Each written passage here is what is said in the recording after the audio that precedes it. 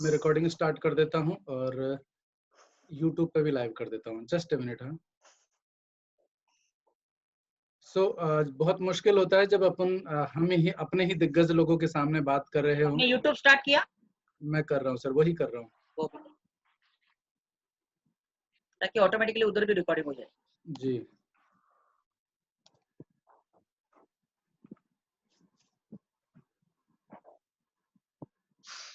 Just a minute.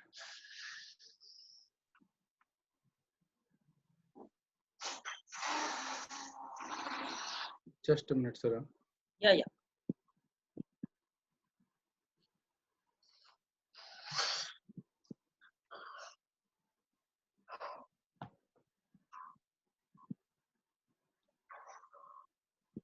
One 158 का गैदरिंग हुआ है, 159, 160। Now live started. Okay start. सबसे मुश्किल मेरे लिए ये होगा कि मैं अपने सीनियरों के सामने बात कर रहा हूँ, बट मैं अपनी तरफ से पूरी कोशिश करूंगा और क्या बोलते हैं उसको कि अपना बेहतरीन दूंगा, जिससे कि आप लोगों को जो भी मैं करता हूँ, जो मेरे तरीके होंगे, मैं लाइव बातें करूंगा, बिकॉज मैं बनावटी बातें नहीं कर सकता। जो मैं करता हूँ मैं वही बता सकता हूँ, इससे ज्यादा मैं शायद ज्यादा कुछ बता नहीं पाऊंगा। बस मेरा ये आदत है कि मैं जो करता हूँ मैं सिर्फ वही बता सकता हूँ। तो आई होप कि शायद आप लोगों के जीवन में वो कहीं काम आ जाए। आप लोग सब जानते हैं, महारथी हैं, और हम लोगों का काम ही रिक्रूटमेंट है। मतलब इसमें हम लोग सब जानते हैं, बट ये जरूरी है कि टाइम टू टाइम हमारे लिए कुछ कुछ बातें चलती रहे, लोग क्या करते हैं वो एक्टिविटी हमको पता चलती रहे। तो इसलिए मैं राजेश सर का फिर अगेन धन्यवाद करता हूँ कि आपने जो ग्रुप चालू किया है, और मुझे लगता है कि ये ग्रुप लोगों को बार बार जगाते रहेगा, हर वीक याद दिलाता रहेगा डीओ को कि बेटा तेरा काम क्या है।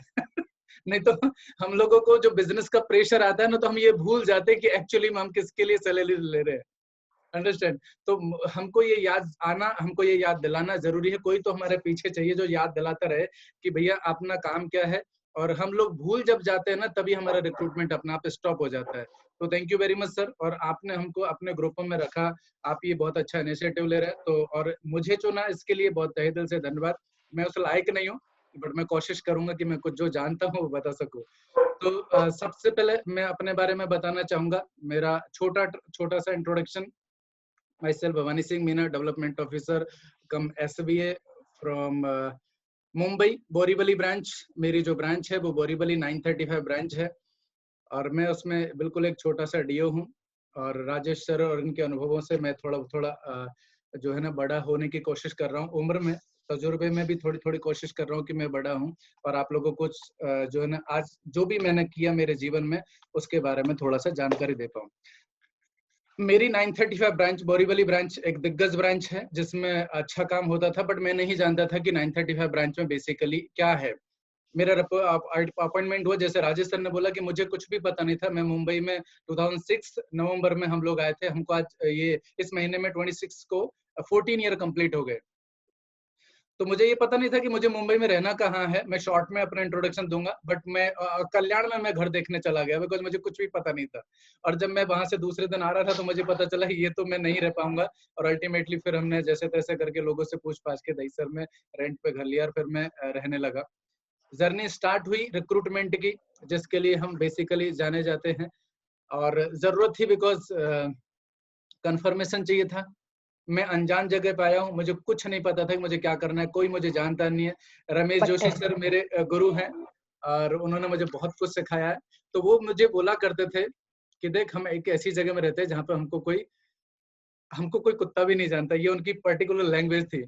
लेकिन क्या फर्क पड़ता है कि हमको कोई नहीं जानता, हम एक क्रिएट करेंगे। और उन्होंने मुझे मेरे प्रोविजन पीरियड, ये बहुत जरूरी है कि आपके प्रोविजन पीरियड में आपको कोई धुरंधर आदमी का सपोर्ट मिल जाए, जो रमेश जोशी सर ने मेरे साथ में किया।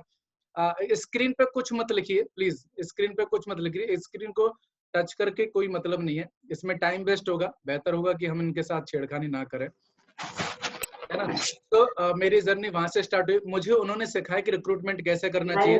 मैं स्टार्टिंग में ही उन लोगों को धन्यवाद देना चाहूंगा जिन लोगों ने मेरे जीवन में कंट्रीब्यूट किया, जिसमें मेरी ब्रांच के विजय बोरा सर जो रिटायर हो गए, केतुल देसाई सर सब लोग जानते हैं, रमेश जोशी सर, विनोद ठोले सर, जस्मिन सर, राजेश सर जो यहाँ पर हैं आज के हमारे होस्ट हैं, जस्मिन सर, डी के मेहता सर, रंजन मोरे, महेंद्र बोराडे जी, इन लोगों ने मेरे जीवन में ना बहुत सारे जो है ना कंट्रीब्यूशन दिया है। और वो सब लोग जिनको मैंने मेरे जीवन में सुना, वो सारे लोग जो मेरे साथी बने, मेरे साथ के काम करने वाले, मेरे नीचे काम करने वाले, या मेरे सीनियर लोग, मतलब मेरे जूनियर और मेरे सारे सीनियर, इन सब लोगों से मैंने सीखा। जब जब मैं जिससे भी मिला हूँ, मैंने मेरे जीवन में सीखने की कोशिश की है।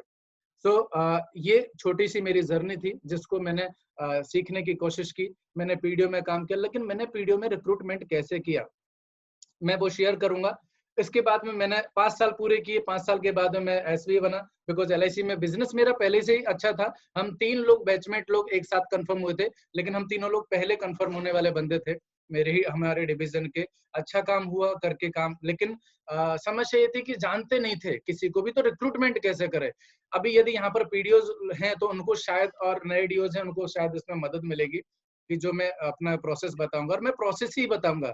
मैं यहाँ पर कोई बड़ी बड़ी बातें करने के लिए, मुझे वो आता ही नहीं है बड़ी बड़ी बातें करना। मैं प्रैक्टिकली बातें कर सकता हूँ, जो मैं कोशिश करूंगा कि आप लोगों के साथ शेयर करूँ। तो 5 साल का पीरियड होता है एसबी बनने के लिए। 5 साल आप जब कंप्लीट करते हैं उसके बाद ही एसबी बन पाते हैं। मैं एलिजिबल उससे पहले ही था, बट बिकॉज बिजनेस अच्छा था, ठीक ठाक था, जैसे 5 साल पूरे मैंने एसबी किया, क्योंकि मुझे एसबी बनना बहुत अच्छा लगता था। मेरी ब्रांच में 5 एसबी थे जिनकी ऑफिस ओपनिंग में मैं गया था। और जब उनकी ऑफिस ओपनिंग जाता था ना, तो उनका जो रुतबा है ना, जो ऑरा, वो मुझे देख के ना एक मोटिवेशन मिलता था कि यार अपना भी ऑफिस होना चाहिए। एक पहले से एक चस्का था कि मतलब बिजनेस ही करना है। नौकरी वोकरी जब सब अपने बस की बात नहीं थी, लेकिन हम ऐसे नसीब से ऐसी जगह में आ गए जहां पर हमको नौकरी कम बिजनेस करने का opportunity. We are really lucky people. But हम इसको कितना एनकेश करते हैं ये हमारे हाथ में। आज पूरे टाइम यही बातें करेंगे कि हमको किस किस तरीके से उसको एनकेश करना है। 5 साल पूरे हैं, मैंने अप्लाई किया और मैं एसबीए बन गया। पिछले 8 साल से, 8 या जो भी 9 साल 8 साल हुए हैं, तब से मेरा एसबीए चल रहा है। सो जर्नी कैसे स्टार्ट हुई बिजनेस करने की, रिक्रूटमेंट करने की। Recruitment it's a continuously process, but हमको कैसे मालूम चले कि हमको रिक्रूटमेंट कैसे करना है। मैं जब नया था तो मुझे मेरी ब्रांच ने बताया, मेरे ब्रांच के डेवलपमेंट ऑफिसरों ने बताया कि आपको रिक्रूट कैसे करना है। एलआईसी की जो ट्रेनिंग में सीखे थे ना, वो तो कुछ भी नहीं सीखे, मतलब यहाँ के आके ब्लैंक ही थे। बट उन्होंने बताया, कोइंसिडेंटली ऊपर वाले ने देवदूत बना के मुझे रमेश जोशी सर से मिलाया, और उन्होंने मुझे प्रैक्टिकली बताया। मतलब मैदान में यदि मुझे मेरे साथ कोई चला तो वो रमेश जोशी सर चले। मैं बार बार ऐसे लोगों का नाम ऐसे प्लेटफॉर्म पे लेना चाहूंगा कि, और आप हमेशा याद रखें, जिसने आपके जीवन में कुछ भी कंट्रीब्यूट किया ना, आप उनको हमेशा याद रखें। और मुझे आप किसी भी प्लेटफॉर्म पे खड़ा कर दो, रिक्रूटमेंट का नाम आएगा ना, तो मैं रमेश जोशी सर से ही स्टार्ट करूंगा और मेरी ब्रांच से स्टार्ट करूंगा, बिकॉज इन्होंने ही मुझे सिखाया कि रिक्रूटमेंट होता क्या है। हम निकल जाते थे, कैसे करते थे रिक्रूटमेंट, हम निकल जाते थे स्टॉल लगाने के लिए। कोई स्टेशन नहीं छोड़ा मुंबई का जहां पर हम लोगों ने पैसा खर्च करके स्टॉल नहीं लगाई। मंदिर नहीं छोड़े जहां बाहर खड़े होकर के हमने स्टॉल नहीं लगाई। पंपलेट डिस्ट्रीब्यूट नहीं किए, बट हमने ये सब किया। लेकिन सवाल ये है कि रिक्रूटमेंट के लिए मुझे क्या चीज की जरूरत है। हम यहाँ पर थोड़े से कंफ्यूज हैं कि हमको रिक्रूटमेंट करने के लिए किस किस चीज की जरूरत है। तो थोड़ा सा क्लेरिफाई कर लेते हैं कि एक आदमी को रिक्रूटमेंट करना है ना अपने जीवन में, तो उसको क्या चीज की जरूरत है। मैं इसको सफाई करने की कोशिश करता हूँ। हाँ, सो रिक्रूटमेंट के लिए क्या चीज की जरूरत है। क्या मुझे एक अच्छा खासा डायलॉग डिलीवरी आना चाहिए कि मैं डायलॉग की एलआईसी एजेंसी क्यों लेनी चाहिए, इसमें क्या फायदा है, ये सब मुझे जानना चाहिए एजेंट रिक्रूटमेंट के लिए। या मुझे जानने की जरूरत है कि मुझे मेरे पास कुछ पंपलेट होने चाहिए, कुछ ब्रोशर होने चाहिए, या मैं बात करने में अच्छा होना चाहिए, या मैं टॉकेटिव होना चाहिए, या मैं एक अच्छा व्यवहारिक होना चाहिए। मुझे क्या चाहिए, लोग चाहिए, मुझे रियली में लोग चाहिए, प्रॉस्पेक्ट, या मुझे एक क्लियर माइंड चाहिए। नॉर्मली हम लोग स्ट्रेस में होते हैं, क्या मुझे फ्रेश माइंड चाहिए परिवार की तरफ से या ब्रांच की तरफ से, क्या ऐसा सच में जरूरत है, या मुझे ब्रांच के सपोर्ट की जरूरत है।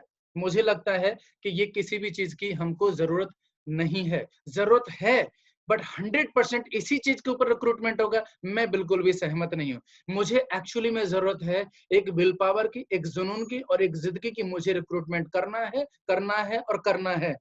क्या हम लोगों के पास सच में ये चीज नहीं है। हमारे पास ये सब चीज है, इसके बावजूद भी हम रिक्रूटमेंट नहीं कर पाते, बिकॉज हमारे पास में विल पावर नहीं है, इच्छा शक्ति नहीं है। और इच्छा शक्ति वो चीज है दोस्तों जो आपसे कुछ भी करवा लेगी। इच्छा शक्ति, इसके बारे में भी हम बात करेंगे, क्योंकि जहां चाहा वहां रहा।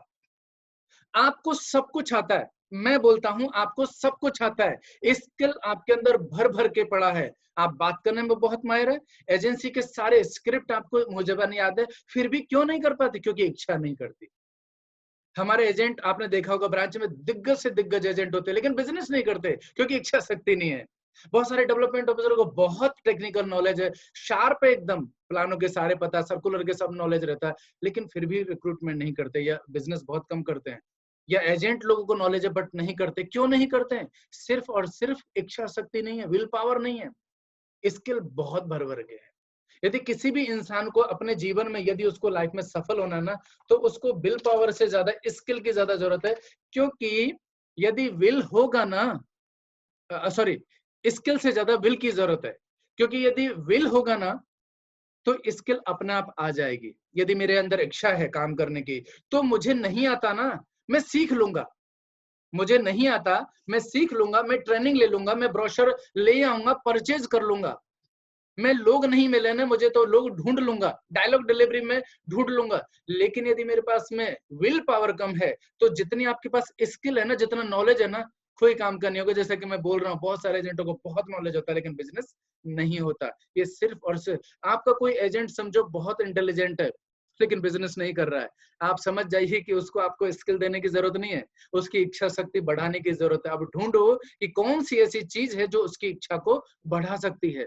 क्योंकि उसको ज्ञान देके क्या फायदा, बिकॉज वो ऑलरेडी बहुत ज्ञान रखता है। तो हमको ये जरूरी है, बिकॉज विल पावर यदि होगी ना, स्किल ऑटोमेटिकली आ जाएगी। लेकिन यदि विल पावर नहीं है ना, तो जो स्किल है ना, वो भी खत्म हो जाएगी। तो इसके लिए आज के बाद में विल पावर पे ध्यान दो, आप नॉलेज पे ध्यान मत दो। नॉलेज चाहिए, इच्छा शक्ति हो तो नॉलेज को आप ढूंढ लोगे, पैसा खर्च करके आप जहां जहां से मिलेगा ना, आप सीनियर लोगों के साथ बैठोगे। जैसे मैं बैठा ब्रांच मैनेजर के पास, सारे डीओ के पास बैठा, मैं ब्रांच में एक एक का पूरा ज्ञान निचोड़ लिया। मेरी ब्रांच हो या अदर ब्रांच हो, मैंने कहीं का भी रिक्रूटमेंट से रिलेटेड जो मुझे जानना चाहिए था ना, इवन मैंने कोई पेड ट्रेनिंग नहीं की। उसका एकमात्र कारण था, जब मुझे कुछ लोग बोलते थे रिक्रूटमेंट की ट्रेनिंग करो, बाहर यहाँ है यहाँ वहाँ है, मैं किसी ट्रेनिंग इंस्टीट्यूट का नाम नहीं लूंगा, बट मैं हमेशा एक ही बात बोलता था कि जिसने 935 जैसी ब्रांच में जिसका जन्म हुआ हो, उसको ट्रेनिंग की क्या जरूरत है। इतना मेरे अंदर रिक्रूटमेंट का मेरे पास में नॉलेज आ चुका था, मेरी ब्रांच से या अदर डेवलपमेंट। आप किसी के पास बैठो तो सही यार, सीनियर के साथ में बैठो तो सही। समस्या ये है कि आज हमारा डेवलपमेंट ऑफिसर सीनियरों के साथ बैठ के समय स्पेंड नहीं करना चाह रहा है। हमारे कुलीग से हम लोग बात ही नहीं करना चाह रहे कि भैया क्या किया जाए। अरे दुनिया का सारा ज्ञान तो हमारे लोगों के पास में, और हम जो है ढूंढ रहे हैं उनको ट्रेनिंग इंस्टीट्यूटों में। मुझे लगता है यही हमारा सबसे बड़ा प्रॉब्लम है कि हम गलत जगह पे हम लोग ये। मैं आपको एक बात और बताता हूँ यहीं पर, छोटा मुंह बड़ी बात, आप लोग मेरी बातों का बुरा मत मानना प्लीज। दो तीन चीजों को इग्नोर करना पूरे 1 घंटे जब हम बात करेंगे। एक तो मेरी ग्रामेटिकल मिस्टेक बिल्कुल, और मैं जो बोले मेरा बोलने का तरीका ब्लंड रहेगा, आप इसको इग्नोर करना, बस काम की चीज उठा लेना। तीसरी चीज, मैं बिंदास बात करूंगा, इसलिए आप उसको भी इग्नोर करना, ठीक है? तो मैं ऐसा मानता हूं 10% ही नॉलेज चाहिए किसी भी ट्रेनिंग से, सिर्फ 2-4 पॉइंट उठा लो, इंप्लीमेंटेशन 100% करो। ये मेरा थंब डायलॉग है। Knowledge only 10%, implementation 100%। लोगों के पास बहुत नॉलेज है यार, बहुत नॉलेज है, इम्प्लीमेंटेशन तो जैसे कि कुछ नहीं है। मतलब किताबें भर ली हैं, लैपटॉप भरे हुए, पीपीटीओ से पूरा ज्ञान भरा हुआ है, मोबाइल में तो जैसे ब्रोशर ही ब्रोशर भरे हुए, लेकिन कभी अपने व्हाट्सएप स्टेटस पे तक एक ब्रोशर नहीं रखा रिक्रूटमेंट का, किसी को ब्रॉडकास्ट नहीं किया, कभी फेसबुक पे नहीं डाला, फेसबुक का पेज नहीं बनाया, ना सोशल मीडिया ना ऑफ मीडिया, हम किधर भी जाके काम नहीं किए। मतलब भर भर के नॉलेज लेकिन इम्प्लीमेंटेशन कुछ नहीं। कुछ नहीं होगा, रिजल्ट कुछ नहीं आएगा। मैं वही बातें बताने की कोशिश कर रहा हूँ। यदि आप चाहते हैं कि कुछ काम हो, यदि मैं चाहता हूँ, चलो मैं दुनिया की बात छोड़ देता हूँ, मैं किसी को सिखा नहीं सकता, मैं शेयर कर सकता हूँ, और मैं सिखाने के लिए बिल्कुल भी नहीं हूँ। और आपको लगता है अनिल लोहार साहब ने ये बात बोली भी थी स्टार्टिंग में कि कोई भी डेवलपमेंट ऑफिसर को तो कम से कम नहीं सिखा सकता।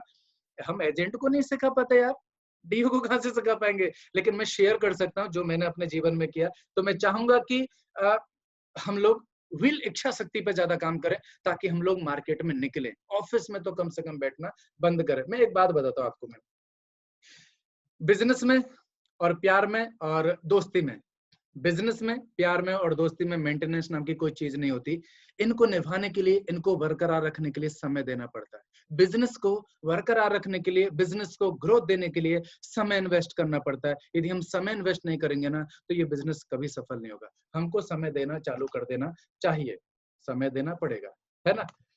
ये चीजें हमको आज से स्टार्ट कर देनी है। अब मैं बात करता हूं कि मैंने कैसे काम किया स्टार्टिंग में, मेरे पॉइंट क्या थे। मैं रोज विजिटिंग कार्ड बांटता था, ये मुझे रमेश जोशी सर ने सिखाया। अभी आप रमेश जोशी सर का बार बार नाम आएगा तो आप ये मत सोचना कि आप किसकी बात कर रहे हैं, लेकिन आपको ये समझना पड़ेगा मैं कहाँ से सीखा। ये मेरा स्टार्टिंग पॉइंट था और मुझे कुछ नहीं आता था ABCD कि आपको प्रैक्टिकली क्या करना है। सोचो कोई आपके आप आओ ना, मैंने खुद ने PDOs के साथ में काम किया है, जो मुझे आता था वो सिखाने के लिए। यहाँ पर जितने भी दिग्गज लोग बैठे सबने PDOs को सिखाया होगा, जो भी वो जानते हैं। इसलिए नए DO के लिए तो मैं ये पर्सनली रिक्वेस्ट करूंगा कि सीनियरों के साथ में ज्यादा से ज्यादा बैठिए प्लीज। कहीं ट्रेनिंगों में जाकर के पैसा इन्वेस्ट करिए, कोई दिक्कत नहीं है, मैं खिलाफ नहीं हूँ, मैंने भी किया, लेकिन उससे ज्यादा, बिकॉज आपकी फील्ड का मास्टर आदमी आपकी ब्रांच में है और आप उनके साथ में जी रहे, रोज सुबह उठ रहे, बैठ रहे, सब उनके साथ में कर रहे, रोज शेयरिंग कर रहे, बट आप उनसे पूछ नहीं रहे कि सर क्या करूँ कैसे करूँ। तो मैं रोज विजिटिंग कार्ड बांटता था, रिक्शे में बैठा, घर से ऑफिस मेरा नजदीक था, हार्डली 15 मिनट का डिस्टेंस था, मैं उस रिक्शे वाले को सबसे पहला विजिटिंग कार्ड देता था। बाइक नहीं थी, बाइक चलाना नहीं आता था, तो मैं बस में बैठ के जाता था, कहीं जाना होता था तो मैं बस में जो मेरे आजू और बाजू जो भी बैठे होते थे मैं उनको विजिटिंग कार्ड देता था, क्योंकि मुझे सिखाया गया था कि आज जो तुम्हारे आजू बाजू में बैठा ना वो उसका प्रॉब्लम है। क्या सिखाया गया था कि जो तुम्हारे राइट और लेफ्ट में बैठा ना ये उसका प्रॉब्लम है, वो बैठा ही क्यों।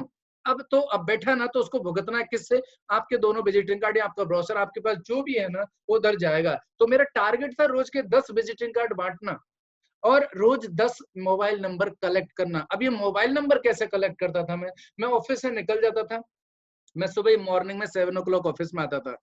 जी हाँ 7 o'clock, और रात के 11 बजे तक ऑफिस में रहता, क्योंकि अनमेरिड था, जाऊं तो जाऊं कहाँ।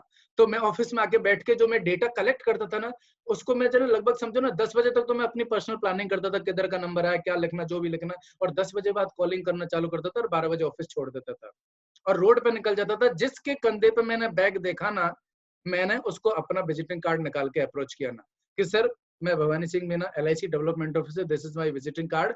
और हम लोग एक्स्ट्रा इनकम अपॉर्चुनिटी के लिए, ये डायलॉग मैं यूज किया करता था। आपको जो अच्छी बातें लगे ना वो लिख लेना प्लीज। वैसे तो ये सेशन यूट्यूब पे सेव भी रहेगा मेरे यूट्यूब पे, बट फिर भी मैं चाहूंगा कि आप लिखे, इंगेज रहें, आपका माइंड जो है ना पूरी तरह सेशन में रहेगा, इसके लिए लिखना जरूरी है। आप अपने आप को कैसे एंगेज करेंगे ना सेशन में, बड़ी कला है भैया। अपने आप को किसी भी सिस्टम में एंगेज करवाना बहुत बड़ी कला। यही तो समस्या है कि हमको कोई उठा नहीं पाता, हमको कोई ऑफिस से मार्केट में निकाल के भिजवा नहीं पाता। और मैं आपको वो बताना चाहता हूँ कि भैया खुद को मार्केट में कैसे भेजना है, ये खुद को एंगेज करने का तरीका है कि पेन नोटबुक लेके बैठने का, जब लगाना लिखो, लिखोगे तो आपका ध्यान पूरा फिर दोबारा टर्निंग पे जाएगा। ये छोटे छोटे स्टेप है, आप इनको अपने जीवन में यूज करोगे तो आपको बहुत फायदा होगा। मैं रोज 10 नंबर लेता और 10 नंबर लेकर ये बात करता था कि मैं LIC से हम लोग एक्स्ट्रा इनकम अपॉर्चुनिटी क्रिएट कर सकते हैं, आपके जीवन में एक्स्ट्रा पैसा कमाने का तरीका बता सकते हैं, सेकंड इनकम का प्लानिंग कर सकते हैं। ऐसे जो मुंह से निकलता था ना, बिकॉज स्क्रिप्ट तो पूरी तरह याद थी नहीं, जिसके सामने जो डायलॉग निकला ना वो बोल दिया उस जमाने में। क्योंकि मेरा ऐसा मानना था, मुझे सिखाया भी गया था कि रिक्रूटमेंट के लिए तुझसे बढ़िया तो वो जानता भी नहीं है, वैसे भी उसको तो पता ही नहीं कि डायलॉग होता क्या है, जो होता है वो तुमको पता है। तो जो मुंह से निकले ना वो बोल डालो। इंपॉर्टेंट ये है कि आप वहां पे बोलिए, लोग बोलते ही नहीं है तो हमको वो बोलना होता है। मैं रोज 10 नंबर लेता था और उन नंबरों को लेने के बाद में मैं जब ब्रांच में दोपहर बाद में या इवनिंग में जब भी आता था, तो रोज मैं जो पिछले दिन के होते थे उनको मैं कॉल करता था और फोन पे, क्योंकि वहां पे मैं सिर्फ नंबर शेयर करता था। सर यहाँ पे तो हम बात नहीं कर सकते बिकॉज मैं रोड पे खड़ा हूँ, मैं रोड पे खड़ा हूँ और मैं सामने सामने से बात करता था कि sir this is my visiting card, मैं LIC से डेवलपमेंट ऑफिसर हूँ, क्या आपका नाम नंबर मिलेगा, हम लोग एक्स्ट्रा इनकम क्रिएट करने के लिए आपके जीवन में एक्स्ट्रा इनकम क्रिएट करके दे सकते हैं, एक्स्ट्रा इनकम अपॉर्चुनिटी आपको हम बता सकते हैं, क्या आप एक्स्ट्रा पैसा कमाना चाहते हैं। अब इसका जवाब तो कोई भी ना नहीं बोलेगा, तो बोला आप चाहते हैं तो प्लीज आपका नंबर शेयर कीजिए, this is my visiting card, ताकि हम लोग बाद में बात करेंगे, बिकॉज आज अभी तो आप भी बिजी रहेंगे और मैं भी देखो किसी काम से जा रहा हूँ। तो मैं वापस, मेरा पर्पज रहता था सिर्फ और सिर्फ नंबर कलेक्ट करना, नंबर कलेक्ट करना, और नंबर कलेक्ट करके मैं जो है ना आगे निकल जाता था। फिर मैं करता था, मेरे पास आज तक उस पहले साल के एजेंट हैं। मैंने वोडाफोन गैलरी, एयरटेल गैलरी, उनके बाहर जो लोगों की लाइन रहती थी मैंने वहां पे बात की है, स्टेशन के बाहर, मंदिर के बाहर, रोड पे चलते हुए, कहाँ बस स्टॉप पे, रिक्शे वाले को, बस के आजू बाजू में जो बैठा था उसको, कहाँ कहाँ मैंने काम नहीं किया, क्योंकि मुझे यही बताया गया था, बिकॉज मेरे पास ऑप्शन तो था ही नहीं ना, बम्बई में कोई कोई जानता ही नहीं है। हाँ, ये नहीं आ रही। अच्छा, समस्या ये थी कि बम्बई में कोई नहीं जानता, वो तो ठीक है कि बम्बई में नहीं जानता, लेकिन राजस्थान में भी कोई नहीं जानता था। मतलब ये भी नहीं बोल सकता कोई रिलेटिव को कि भैया तुम आकर के एजेंट बन जाओ, या फ्रेंड को कि तुम मेरे एजेंट बन जाओ, कोई जानता तो है ही नहीं था। मेरी तो कहानी ऐसी कि मुझे मेरे गांव के लोग बहुत कम जानते, बिकॉज बहुत ही नैरो माइंड था। मतलब किसी से बात करना जैसे कि मुझे बहुत वजन लगता था बात करना, बात ही नहीं करता था। लेकिन आवश्यकता आविष्कार की जर्नी होती है, उस चक्कर में हम लोगों ने काम चालू किया और मेहनत चालू किया। रोज 10 लोगों का नंबर लेते थे, फिर उनको कॉल करते थे। रोज मैं खुद कॉल करता था। Stall activity, stall railway station पे स्टॉल एक्टिविटी लगाते थे। रमेश सर का साथ मिला, मंदिरों के बाहर, सोसाइटियों में, गार्डनों में, कहाँ कहाँ काम नहीं किया। और हमारा काम क्या था पता है, छतरी लेके रहते थे, सर की गाड़ी में हमेशा अम्ब्रेला रहता था LIC का, लगाया, बैनर लगाया, पंपलेट डिस्ट्रीब्यूशन किया, स्टेशनों पे स्टॉल लगाई, एजेंटों को बुलाते थे, साथ में एजेंटों को साथ में रखते थे, और हम लोग बहुत नंबर लेते थे। हमारा काम था सिर्फ नंबर लेना, उसके बाद में सेमिनार अरेंज करते थे, नहीं तो नंबर डिस्ट्रीब्यूट करके फिर कॉल कर करके उनको ऑफिस में बुलाते थे। डेटा कलेक्शन करना हमारा मार्केट से रोज का काम था, रोज का। और ऑफिस में जाके कॉल करना, कॉल करके उनको बुलाना, या तो वो आएगा, अब प्रोफेशन में तो अपनी भी गरज होती थी, तो या तो हम चले जाते थे, या तो वो आएगा या तो हम चले जाते थे। रोज का यही काम था। और आप बिलीव नहीं करेंगे मेरी कहानी कैसी थी पता है, पहले 6 महीने मैंने काम ही नहीं किया, क्योंकि मेरा जो पार्टनर था ना, नाम नहीं लूंगा, वो बहुत अच्छा दोस्त था मेरा, उसकी ब्रांच जो है ना मुंबई साइड में थी। तो वो दोपहर तक आराम से निकलता था। अब वो नहीं निकलता था तो मैं भी नहीं निकलता था, संगत का असर। और वो जब निकल गया ना, तो उसके बाद मैं भी निकल जाता, घर में पड़ा पड़ा करूँ क्या, बोर होता था। अब बोर होता था ना, तो ब्रांच में जाके बैठता, थोड़ा बहुत काम करता था। बाद में उसको डिस्टेंस लगने लगा, वो वहीं पे शिफ्ट हो गया 6 महीने बाद में। आप बिलीव नहीं करेंगे, पहले 6 महीने मेरे पास 8 एजेंट थे, और अगले 6 महीने में मेरे पास में 22 एजेंट थे। और मैंने पूरा कोटा अगले 6 महीने में खत्म किया, बिकॉज चांस मिला। बिकॉज ब्रांच में जाऊं, कहाँ बैठू, ब्रांच में जाता था, मोटिवेशन आता था, लोगों को मिलते थे, सुनते थे। आप सिस्टम में रहें। मैं बताना क्या चाहता हूँ, आप यदि कुछ अचीव करना चाहते हो ना, तो सिस्टम में रहें। सिस्टम आपको ग्रोथ देगा, सिस्टम हमेशा आपको ग्रोथ देता है। आप अपना आप में कुछ करते ही नहीं है, सिस्टम करता है। तो हम लोग स्टॉल एक्टिविटी करते थे, और स्टॉल एक्टिविटी में नंबर कलेक्ट करते थे, फिर सेमिनार रखते थे, या तो खुद कॉल करते थे। स्टॉल किसके साथ में होती थी, अब मैं आगे बाद में कुछ 1-2 साल के बाद में मैंने खुद ने इंडिविजुअल स्टॉल लगाना चालू किया। अकेला स्टॉल लगाता था, मीरा रोड जैसे अंधेरी, बोरीवली, यहाँ पर विरार, भाईंदर, सब जगह स्टॉल लगा। एक स्टॉल लगाने में अंधेरी जैसे स्टेशन पे, बोरीवली जैसे स्टेशन 40,000 रुपए खर्चा होता था, और मैं अकेला करता था। 30,000 रुपया खर्चा, 20,000, छोटे स्टेशन पे 30,000, 20,000 होता था। उस जमाने में 8-8 हजार रुपया खर्चा होता था। लेकिन मैं अकेला करके और अपने 10 एजेंटों को बुलाया करता था। मैं आपको आइडिया दे रहा हूँ कि मैं कैसे, कौन करेगा काम। मैं तो इतना स्मार्ट नहीं था, ना इतना ज्ञान है, ना मेरे खानदान में किसी ने मार्केटिंग नहीं की। मैं किसान का बेटा हूँ, हम खेती करने वाले लोग हैं, हमको क्या पता मार्केटिंग और माल बेचना क्या होता है। लेकिन फिर भी हमने सीखा, क्योंकि मजबूरी थी और कोई ऑप्शन था नहीं। तो हमने, रमेश जोशी सर ने वो सब सिखाई दिया था, ब्रांच ने भी सब सिखा दिया था। उसके बाद में मैंने अपने 10 एजेंटों को लाता था, उनको साथ में रखता था, क्योंकि 10 लोगों की परमिशन होती थी रेलवे की तरफ से। रेलवे वाकया था पूरे 8 से 8 बजे तक का टाइम देती थी, कैनोपी लगाने की जगह फिक्स करती थी, और मेरे 10 लोग पूरे दिन नंबर लेते थे, और पूरे दिन में 700, 800, 1000 नंबर आ जाते थे। फिर मैं सेमिनार अरेंज करता था। मान के चलो कि बृहस्पतिवार को सेशन रखा, स्टॉल रखा, तो शुक्र शनि को फॉलोअप करते थे, और रविवार को जो है सेशन रखते थे। सेमिनार के अंदर उनको इनवाइट करते थे, मैं खुद ही लेक्चर देता था। पहले रमेश जोशी सर को सुनता था, वो सिखाए, उनको सीख सीख करके मैंने अपना स्क्रिप्ट तैयार किया, और फिर मैं खुद सेशन लेता था। और वहां पर लोग आते थे, लगभग समझो 40-50 लोग आए, तो 20-25 लोगों को ऑन द स्पॉट एजेंट बनाते थे। एक बार तो ऐसा सेशन रखा मैंने, मुंबई में बहुत बारिश हुई थी, 60 लोग आए, सॉरी लोग ज्यादा आए, मैंने 60 एजेंट एक ही दिन में बनाए। 60 लोग एक ही दिन में रिक्रूट किए, बिकॉज की ये बहुत पहले की बात कर रहा हूं मैं।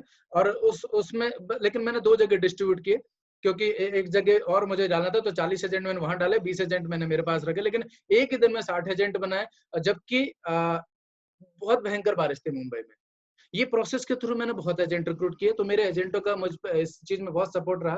पंपलेट डिस्ट्रीब्यूशन मैं खुद करता था, ये पहले भी करता था और बाद में भी करता था। आज भी मुझे कोई बोले कि चलो हम पंपलेट बांटते हैं, हम मेरी ब्रांच में 2-3 मेरे दोस्त अच्छे डीओ है, तो हम लोग क्या करते थे, हम 3 की तिकड़ी थी, हम लोग ब्रांच के 3 इडियट्स हैं। हमको पूरी ब्रांच 3 इडियट के नाम से बोलती है अभी भी। तो हम लोग है ना तीनों, कभी भी मन किया ना कि जाना है तो जाना है, निकल गए, पंपलेट उठाए, मीरा रोड स्टेशन के बाहर, भाईंदर के बाहर, दहीसर के बाहर, किधर जिधर मन किया ना उधर जाकर के पंपलेटिंग करना चालू कर देते। पंपलेट डिस्ट्रीब्यूट करवाए, न्यूज़पेपर उसमें करवाए, सोसाइटियों में भेजे। ये सब एक्टिविटियां जो आप जानते हैं, ये एक भी एक्टिविटी ऐसी नहीं है जिसको कि आप नहीं जानते, और ये हमने किया, ये हमने किया।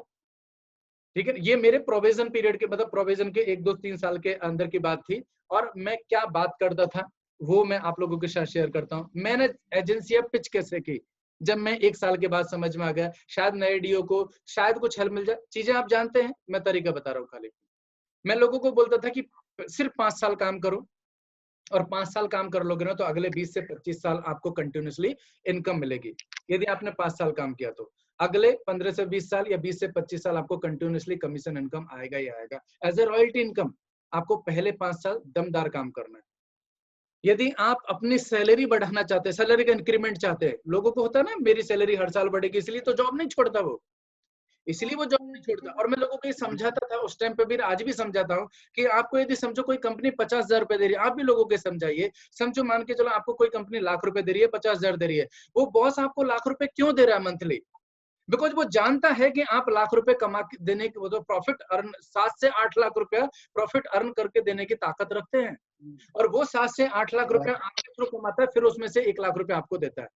मतलब आप 7 to 8 लाख या 5 to 6 लाख या 5 लाख या 4 to 5 लाख प्रॉफिट अर्न करने की ताकत रखते हैं। ये आपका बॉस जानता है, लेकिन आप अपने बारे में नहीं जानते हो, या आपको खुद को भरोसा नहीं है कि आप ऐसा सच में कर पाएंगे। मैं उसको मोटिवेट करने की कोशिश करता था कि देख तू सच में कितना ताकतवर आदमी है, लेकिन तेरा बॉस जानता है और तू नहीं जानता इस बात को। बेहतर है कि तू खुद के लिए काम कर। यदि तुम खुद के लिए काम करोगे ना तो तुम 3 से 4, अरे ठीक है चलो 4-5 लाख नहीं कमाओगे, लेकिन 1-2 लाख तो कमाओगे। लेकिन यहाँ 1-2 लाख कमाओगे तो करियर कुछ ब्राइट ही होगा, बिकॉज आपको रॉयल्टी इनकम भी मिलेगी अगले 15 से 20 साल के लिए। फिर मेरा अगला जो डायलॉग होता था वो ये होता था कि यदि आपको अपने फैमिली की लाइफ स्टाइल इंक्रीज करनी है, बढ़ानी है, तो भी आपको जो है ये काम करना चाहिए, बिकॉज यहाँ पर पैसा मिलेगा, एक्स्ट्रा इनकम मिलेगी। और ये एक्स्ट्रा इनकम शायद आपकी फैमिली को, बिकॉज सैलरी में तो किसी का जीवन यापन होता ही नहीं है ना। सैलरी तो वैसे भी आप देखते हो, बहुत सारे ब्रोशर घूमते रहते हैं। सैलरी एक ऐसी चीज है जो आपको आपके सपनों को मारने का हफ्ता है। एक ऐसा चीज है जिसको देने के बाद में ना बॉस आपको बोलता है कि बेटा चल तो काम कर, लेकिन अपने सपनों को भूल जा, आपके ड्रीम्स भूल जाओ। आप बस कॉम्प्रोमाइज करो और संघर्ष करो जीवन में, लेकिन अपन में सपनों की बात मत करो, क्योंकि सैलरी में तो सिर्फ जीवन यापन होता है। सैलरी से आज तक कोई आदमी बहुत करोड़पति, खरबपति, अरबपति नहीं बन पाया, बशर्ते कि हार्डली 0.0001% लोगों के बाद में। मेरा अगला पिच ये होता था कि आपके बाद में यदि एजेंसी में आप 5 साल काम कर लेते हैं, और यदि भगवान ना करे ऐसा कुछ भी हो गया, ये एजेंसी पिचिंग का मेरा बिल्कुल डायलॉग होता था, यदि भगवान ना करे, यदि एजेंट को, मैं डायरेक्ट उसको नहीं बोलता था, किसी एजेंट को 5 साल पूरे हो गए, उसके बाद भगवान ना करे उसको कुछ हो गया, तो ये सेम कमीशन उसकी फैमिली को आ जाएगा। मतलब ये सेम कमीशन जो आप क्रिएट कर रहे हैं ना, उससे आपकी फैमिली को टेक केयर किया जाएगा। दुनिया में ऐसा कोई काम नहीं है कि आप 5 साल काम करो और आपको अगले 15, 20, 25 साल कमीशन मिले। यही पहली बात तो यही नहीं है, और ये तो ठीक है, लेकिन यदि कुछ हो गया तो सेम इनकम वाइफ को मिले, ये तो सवाल ही पैदा नहीं होता। जब आपको ही टेक केयर नहीं कर सकते तो फैमिली की तो बात ही छोड़ दो। ये मैं उनको समझाने की कोशिश करता था, और ये डायलॉग काम करता था, ये काम करता था। पैसिव इनकम, ऑफ कोर्स मैं पैसिव इनकम के नाम पे आज भी मोटिवेट करता हूँ लोगों को, और उस टाइम पे भी मोटिवेट करता था कि भैया गारंटेड इनकम, मतलब 5 साल काम करो। ऐसा कौन सा दुनिया में काम है जो आपको पाइपलाइन, हम लोग डायलॉग बात करते हैं ना, पाइपलाइन लगा देंगे आपके फैमिली में, आपने 5 साल में जो क्रिएट करोगे ना, लाइफ टाइम अगले 15, 20, 25 साल, 30 साल आपको कंटिन्यूसली कमीशन आता ही जाएगा। लोगों को मैं ये भी बोलता था, यदि समझो आप 60 साल तक काम करते हैं, समझो आप आज 40 साल की उम्र में, आप LIC के साथ 20 साल तक जुड़े रहते हैं, और आप 60 साल बहुत अच्छा काम करते हैं LIC के साथ में, 60 साल के बाद में यदि आप एजेंसी छोड़ते भी हैं, हालांकि ऐसा होगा नहीं, लेकिन मान के चलो रिटायरमेंट ले लेते हैं, उसके अगले 20 साल आपकी कमीशन कंटिन्यूसली रहेगी, 20 से 25 साल, मतलब आपका रिटायरमेंट तो LIC के कमीशन से ही फिक्स है। आपको जरूरत ही नहीं रिटायरमेंट प्लानिंग की, ना आपके बच्चों की एजुकेशन प्लानिंग की जरूरत है, ना आपके रिटायरमेंट प्लानिंग की जरूरत है, ना आपके डॉटर्स मैरिज की प्लानिंग की, सब ऑटोमेटिकली हो जाएगा। ये बनने के टाइम पे, बाद में तो मैं उसको बोलता था 5% को इन्वेस्ट कर दे LIC में, ताकि एक कॉर्पस बने। ये मेरा एक पंच लाइन है जिसको मैं उस जमाने से लेके आज तक बात करता हूँ। पिछले जो भी 13-14 साल में मैं पहले ही इसको सीख गया था और मैं आज तक इसी पे काम करता हूँ। Relationship convert into cash in LIC agency. आपके पास में होता क्या है? आपके व्यवहार के लोगों, मैं उसको बताता था कि आपके पास में कुछ नहीं है, आप क्या करोगे एज ए एजेंट? आप अपने व्यवहार को, आप अपने LIC एजेंसी के माध्यम से आप अपने व्यवहारिक जानकार लोगों को, आपके रिलेटिव फ्रेंड्स लोगों को कन्वर्ट करोगे कैश में, जिनके साथ आप अच्छा रिलेशन है, आपके ऑफिस के लोग हैं, आपके जो भी दोस्त लोग हैं, उनको आप बिजनेस प्रपोजल LIC पॉलिसी के बारे में समझाओगे और वो आपके कैश में कन्वर्ट हो पाएंगे। आज तक व्यवहार सिर्फ व्यवहार था, मैं ऐसा टूल दे रहा हूं जिससे आपका व्यवहार कैश में कन्वर्ट हो सकता है। और दूसरा, आपके पास कोई तरीका नहीं है जिससे आप अपने व्यवहार को कैश में कन्वर्ट कर सकते हैं सिवाय LIC एजेंसी के। और एक्स्ट्रा इनकम, फैमिली जो है, लाइफ स्टाइल, ये सारी चीजें तो एक्स्ट्रा होती ही थी। तो लोगों को ये बात बताने के बाद मैं इसकी पिचिंग बहुत शानदार करने की कोशिश करता था मैं, लेकिन ये मेरे मेन टॉपिक्स होते थे बात करने के लिए। आज भी मेरे पास कोई एजेंसी की बात करना था, आज भी मैं यही तरीके से बात करता हूँ। लेकिन दोस्तों एक बात बोलता हूँ मैं आपको, मुझको भी यही लागू होता है। मैं वही बता रहा हूँ जो मैं अपने जीवन में उसका इस्तेमाल करता हूँ। कोई भी काम हो, बात तो सब जानते हैं, ऐसा एक सेंटेंस तो बता दो जो मैंने बोला हो और आपको ना पता हो। लेकिन इसके बावजूद भी है ना, इसके बावजूद भी काम होता है अपनी जिद की वजह से। मैं सिर्फ और सिर्फ सफल हो पाऊंगा अपनी जिद की वजह से, क्योंकि दूसरा कोई तरीका नहीं बना। मैं काम करूंगा कैसे? मेरे अंदर जिद नहीं है, मेरे अंदर विल पावर नहीं है, तो मैं काम कर ही नहीं पाऊंगा। ये सब मैं कर पाया जिद की वजह से। एक सवाल आपको हमेशा अपने आप से बात करनी है जब आप किसी परफॉर्मर से मिलते हैं, अच्छे परफॉर्मर, अच्छे रिक्रूटर, अच्छे बिजनेस डेवलपमेंट ऑफिसर से मिलते हैं, तो आपको एक सवाल हमेशा अपने आप से करना है उससे मिलने के बाद में। और वो क्या पता है? ये, अगर कोई कर सकता है तो मैं क्यों नहीं, क्या है तुझ में ऐसा जो मुझ में नहीं। यही तो सुना रहा था मैं आपको। अगर कोई कर सकता है, मतलब तुम कर सकते हो, ये कर सकता है, तो मैं क्यों नहीं कर सकता? ऐसा क्या है इसके अंदर जो मेरे अंदर नहीं है? हमेशा अपने आप से एक सवाल पूछो कि इसमें ऐसा क्या है जो मेरे अंदर नहीं है? अगर ये कर सकता है ना, तो मैं भी कर सकता हूँ।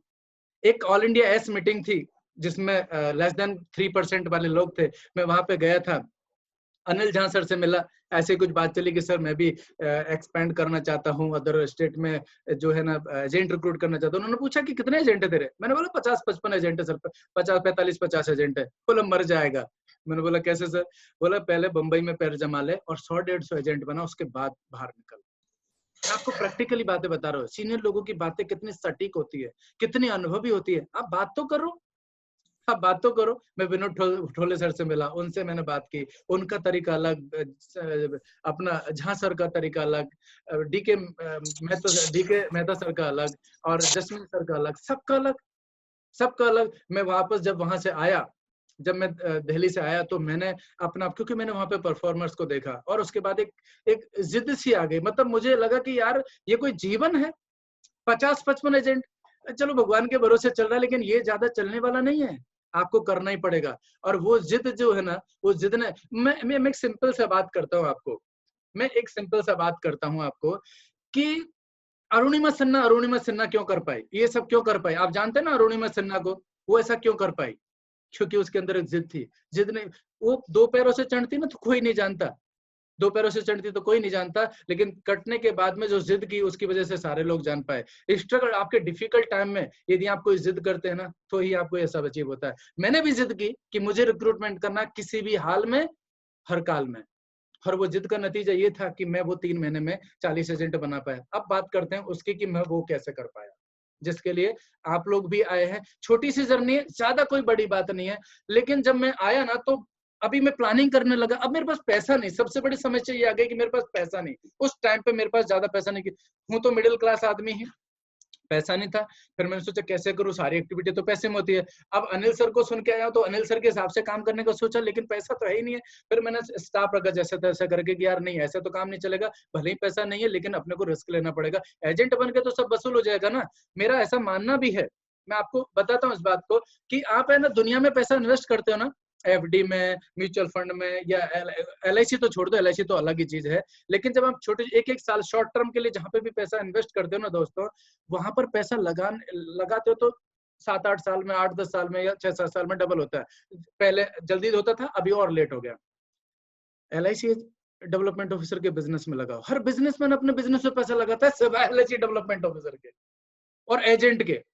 एजेंट और डेवलपमेंट ऑफिसर हार्डली वो रेस्पेक्ट उनका जो लगाते हैं, ये उनके अलावा मैं बात कर रहा हूँ। हार्डली डेवलपमेंट ऑफिसर है जो अपने इस बिजनेस को एक रियल बिजनेस करके देखते हैं और उसमें पैसा इन्वेस्ट करते हैं। मैं भी उनमें से था, वहां पे विचार बदले और मैंने पैसा इन्वेस्ट किया। मैंने एक स्टाफ रखा, लेकिन स्टाफ, अब स्टाफ की मेरी औकात क्या थी, मैंने 8-10 कुछ 9,000 पगार रखा। अब 9,000 में कैसा मिलेगा? अब 9,000 में कैन यू इमेजिन कि 9,000 वाला बंदा मेरे बराबर रिक्रूटमेंट कर सकता है, मेरे जैसी स्क्रिप्ट पे बात कर सकता है? Hardly impossible. तो मैंने उसको 1 महीना देखा, लेकिन 1 महीने में उसने कुछ नहीं किया। तो मैंने मजबूरन हार करके मैंने सोचा कि यार इससे नहीं होगा, और यदि मुझे जल्दी रिक्रूटमेंट करना है तो मुझे कुछ गेम खेलना पड़ेगा। मैंने कहा नहीं यार, अब मैं खुद करूंगा, अब स्टाफ के भरोसे नहीं, अब तो मैं खुद करूंगा। और मैंने क्या किया, खुद ने बात करना चालू किया। एवरी डे एक शेड्यूल बनाया, चाहे कुछ भी हो जाए, बिजनेस नहीं होगा चलेगा। और वैसे भी मेरा ऐसा मानना था कि एक डेवलपमेंट ऑफिसर कौन से 8 घंटे डेवलपमेंट ऑफिसर का काम करता है, बताओ मुझे। और मैं तो एक बात बोलता हूँ, डेवलपमेंट ऑफिसर का काम क्या है? एजेंट बनाना। पगार किसके लिए मिला? एजेंट बनाने के लिए। कर क्या रहा है? बुरा मत मानना भाइयों, हाथ जोड़ के माफी मांग रहा हूँ, प्रपोजल फॉर्म भर रहा है ब्रांच में बैठ के। तो ये तो हमारा काम ही नहीं है ना। मेरा काम एजेंट बनाना था, जिसको मैं भूल चुका था। थैंक्स अनिल सर कि उन्होंने मुझे याद दिलाया कि बेटा, अच्छा उन्होंने ऐसा कुछ नहीं बोला कि तू एजेंट बना, इतना कर उतना कर, ऐसा कुछ नहीं बोला। लेकिन मैं एक शब्द के पीछे के सारे भावार्थों को, बाकी कैलकुलेशन मैंने कर लिया कि ये सबका एक ही सेंस है कि आपको agent banana. Of course agent बनाने में आ गया और मैंने कॉल करना चालू कर दिया। मैं आऊंगा कि मैंने नंबर कहाँ से निकाले, मैं क्या किया मैं वो बताता हूँ पहले आपको। रोज 50 कॉल करने का ठाना मैंने कि यार रोज 50 कॉल करेंगे। मेरा कैलकुलेशन था कि 1 घंटे में सिर्फ 15 कॉल कर पाता था। क्यों? कुछ लोग उठाते नहीं थे, लेकिन जो उठाते थे मैं तबीयत से बात करता था। ये सब मेरे लोग थे। कैसे? स्टॉल के थ्रू मेरे पास ये सारे नंबर थे। मेरे पास बहुत, मैंने स्टॉल के थ्रू क्या पैसा खर्च किया मैंने अपने प्रोविजन पीरियड में। उसके बाद में मैंने कभी आज तक मेरी सैलरी को मैंने देखा ही नहीं। मैं बहुत बहुत कम डेवलपमेंट ऑफिसर शायद ऐसे होंगे जो अपनी सैलरी को देख पाते हैं। उनमें से गलती से एक मैं भी था, नॉन परफॉर्मर करके, जिसको सैलरी का पता नहीं था। क्योंकि मेरी सैलरी या तो लोन की ईएमआई में गई है, और या तो मेरी सैलरी एक्सपेंसों में गई, बिजनेस इन्वेस्टमेंट में गई है, एलआईसी बिजनेस को बढ़ाने के लिए। लेकिन मेरी सैलरी कभी मेरे घर में खाने में कभी यूज नहीं हुई। घर के खाने में, घर के कामकाज में कभी यूज नहीं है। आज भी यूज नहीं हो रही है, 14 साल हो गए, कभी यूज नहीं है। ज्यादातर लोग सैलरी के लिए काम कर रहे हैं, बहुत बड़ी गलतफहमी। हम बहुत गलत काम कर रहे हैं। आपको पता है डेवलपमेंट ऑफिसर क्या है? चलो बात बोल देता हूँ, बात निकले तो थोड़ा सा उसको दूर तक फेंकते हैं। जितने भी टाटा अंबानी जो भी हैं, ये लोगों ने बहुत करोड़पति क्रिएट किया अपने जीवन में, लेकिन सारे के सारे लोग हाईली क्वालिफाइड किए। या तो वो एमबी है या आईआईएम से निकला हुआ बंदा है। उन लोगों को उन्होंने करोड़पति बनाया। एक डेवलपमेंट ऑफिसर इस पूरे दुनिया में शायद एक ऐसा व्यक्ति है, 100% एक ऐसा व्यक्ति है, जो एक रोड पे से 10वीं पास 12वीं पास को उठाता है और उसको करोड़पति बनाता है। और ये सिर्फ और सिर्फ डेवलपमेंट ऑफिसर के पास पावर है, और जो आप हैं और जो मैं हूं। इसके अलावा दुनिया में सब कोई व्यक्ति नहीं है जो ऑर्डिनरी आदमी को करोड़पति में कन्वर्ट कर दे। ऑर्डिनरी खुद से करोड़पति हो तो अलग बात है, लेकिन कोई क्रिएट कर दे, वो आप कर पाते हैं, हम कर पाते हैं, मैं कर पाता हूं, और आप सब कर पाते हैं। लेकिन हमको अपनी ये पावर ही पता नहीं है। जो अंबानी नहीं कर सकता ना, वो काम हम कर सकते हैं। अंबानी तो सीधा एमबीए आईएम से उठाता है और फिर उसको करोड़ों की सैलरी देता है। लेकिन हमारे पास क्या देने के लिए? सिर्फ एक जोश, जुनून, एक पागलपन, एक ड्रीम। हम बेचते क्या है? Dream seller. We are actually में ड्रीम सेलर। हमारा एजेंट भी ड्रीम सेलर ही है, और हम लोग ड्रीम ही ड्रीम में दोनों के ड्रीम पूरे करते हैं। इतना अच्छा धंधा हमको दिया, बट हमको इसका इस्तेमाल प्रॉपरली करना है। तो मैं पूरी जिद के साथ में ना कि करना ही है, चाहे कुछ भी हो जाए, रुकूंगा ही नहीं। और वो 3 घंटे के बाद मेरा कैलकुलेशन क्लियर था। 1 घंटे में 15 कॉल होते थे आराम से। 3 घंटे में मेरे 45 कॉल, मतलब एवरेजन 50 कॉल हो जाते थे। कुछ लोग नहीं उठाते थे, और ये मैं रोज करता था। उसमें से मैंने ये 1 महीना किया, उसमें से बहुत सारे लोग कॉल भी नहीं उठाते थे। कुछ लोग बात करते थे, और कुछ लोग जो है थोड़ा बहुत बात करके छोड़ देते थे। बट मैं और जैसे ही मैं लिख देता था, सारे मेरे नोटबुक में थे। सब लोगों को मैं सामने रेस्पॉन्स लगता था कि तब बात करना, अब बात करना, क्या रेस्पॉन्स है, जानता हूँ नहीं जानता हूँ, करना है नहीं करना, डायरी में लिखता था और उसको फिर फिल्टर करके एक दूसरी डायरी में नोटबुक में नोट करता था। एक्चुअल प्रैक्टिस बता रहा हूँ कि मैं एक्चुअल में क्या करता था। उसके बाद में ये 1 महीना चला। अब मजे की बात है 1 महीना कॉलिंग चली लेकिन कोई रिजल्ट नहीं आया, बट डिसअपॉइंटमेंट हुआ। लेकिन ठान के बैठा था कि अब तो नहीं रुकूंगा और तब तक नहीं रुकूंगा जब तक रिजल्ट नहीं आएगा या जब तक मेरा लगभग 100 के आसपास का टीम नहीं हो जाएगा। एक बार 100 का टारगेट तो अचीव करूं। मैं कभी 75 नहीं हुआ था, तो मैंने जिद कर ली, अब तो रुकना ही नहीं है। जब ये चलता गया तो 1 महीने के बाद मुझे रिजल्ट आना चालू हुआ और जब रिजल्ट आया ना तो क्या कमाल का रिजल्ट आया, फिर रुका ही नहीं और वो रिजल्ट आज तक मुझे आ रहा है, आज तक भी। अभी भी इस साल में मैंने लगभग मुझे लगता है कि 10-11 डाल दिए पेपर, उसमें से 6 लोग मेरे पास हो गए और बाकी मेरी प्रोसेस चल रही है। और ये तो तब है जब मैंने रिक्रूटमेंट किया ही नहीं। ये सब आगे से मैं क्या करता हूँ आपको और डिजिटली मैं क्या करता हूँ वो सारी चीजें भी मैं आपके साथ शेयर करूंगा अभी चलते चलते पड़ाव में। मैं स्टाफ पे डिपेंड करना तभी बंद कर दिया था जब उस बंदे ने मेरा कॉलिंग में वो फेल हो गया, लेकिन उसको मैंने हटाया नहीं क्योंकि पेपर पर वही करता था। अच्छा, मेरी एक बहुत बुरी आदत है, मैं कभी भी पहले साल से मैंने असिस्टेंट रखे, जो मुझे जानते हैं पर्सनली वो जानते हैं इस बात को, मैं कभी भी जो काम मुझे नहीं करना चाहिए उस काम को मैंने कभी नहीं किया। मैं हमेशा वर्क डेलीगेशन में बिलीव करता हूं और ये मैं पहले से ही बिलीव करता हूं। जिस काम के लिए मुझे पैदा किया गया है ना, मैं वही काम करूंगा, दूसरा काम मैं नहीं करूंगा। मैं सिर्फ एमएचआर, स्पेशल एमएचआर भरने के अलावा पेपर में कुछ नहीं करता। और बाकी मैं कभी ऑफिस में बैठता नहीं हूँ, मुझे आप कभी ऑफिस में नहीं पाएंगे, महीने के महीने ऑफिस में नहीं पाएंगे। तो मैं क्या करता था, मैं उस स्टाफ से सिर्फ पेपर वर्क करवाता था, वो पेपर ब्रांच का ये सब रजिस्ट्रेशन जो सब काम था वो उसका था, बाकी मैं एजेंट बना करके उसको देता था। अब सवाल है ये कि कॉन्टेक्ट नंबर आए कहां से, जो डीओ का सबसे अहम सवाल है कि बनाओ तो किसको बनाओ, नंबर तो है ही नहीं मेरे पास में। सबसे पहले नंबर तो मेरे पास जितने भी डायरी है, जो हम लोग क्या करते थे, स्टॉल लगाते थे ना, तो एक पासबुक रखते थे। पासबुक मतलब उसमें अंदर है ना सेमिनार का फ्री पास होता था। मैं राजेश सर को ना उसका सैंपल भेजूंगा और इवन मेरा जो ब्रोशर में यूज करता था ना वो ब्रोशर भी भेजूंगा। मेरा ब्रोशर एकदम यूनिक है। रिजल्ट ना आए पढ़ने के बाद में, ऐसी संभावना बहुत कम होने वाली है। उसको पढ़ने के बाद में सामने वाला एक बार तो सवाल करेगा कि भैया ये है क्या, मैं राजेश सर को भेजूंगा, राजेश सर आप लोगों को ग्रुप में डाल देंगे। सो मैं क्या करता था कि जो मैं स्टॉल लगाता था ना, तो हम लोग ना फ्री पास बांटते थे कि भैया ये फ्री पास है, सेमिनार में आपको आना संडे को, और उसका नंबर ले लेते थे। जो नोटबुक एक पार्ट हमारे पास बचता था, एक पार्ट उसको दे देते थे। तो जो मेरे पास पार्ट बचता था ना, वो सारे नंबर मैंने संभाल के रखे, आज तक मेरे पास वो नंबर संभाल के। और ऐसे मेरे पास में मुझे लगता है कि नहीं तो 10,000 प्लस नंबर थे। और मैंने खुद ने जो डेटा कलेक्ट किया, जो मैं रोड पे एक्टिविटी करता था, ब्रांच से मैं एक्टिविटी करता था, ये सारे नंबर मेरे पास में अलग से, ये पुराने नंबर थे जिस पे मैंने कॉलिंग चालू किया। क्योंकि सवाल ये आता था कि यदि मैं रोज 50 कॉल करूंगा तो करूंगा कहां तक, मतलब कितने कॉल करूंगा।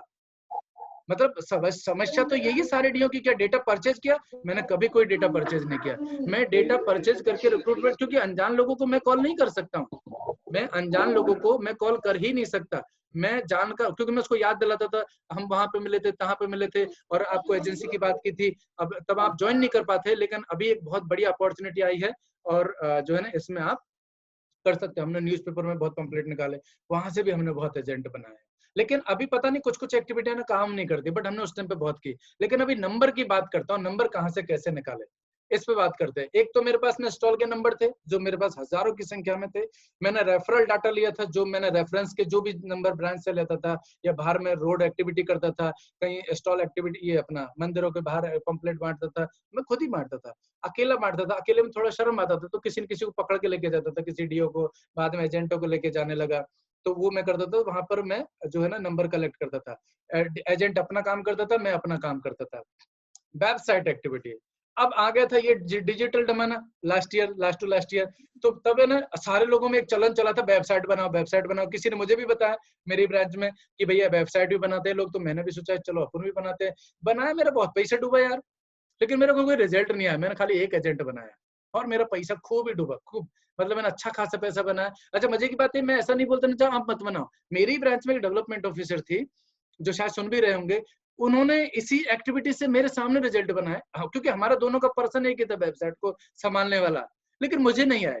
लेकिन ऐसा नहीं है कि मुझे नहीं आया तो किसी को भी नहीं आएंगे। बहुत सारे लोगों ने वेबसाइट से बहुत शानदार रिक्रूटमेंट किया।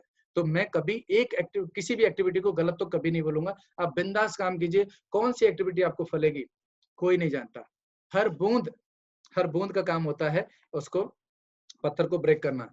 फेसबुक पे मैंने अपनी ब्रांडिंग की, फेसबुक पे मैं अपने जो भी है डालता रहता था, फेसबुक से मैंने बहुत सारा काम किया। ब्रॉडकास्टिंग, व्हाट्सएप ब्रॉडकास्ट पे मैंने बहुत काम किया। मैंने लोगों के ब्रॉडकास्ट ग्रुप बना के रखे थे जिनके पास मेरे नंबर सेव थे।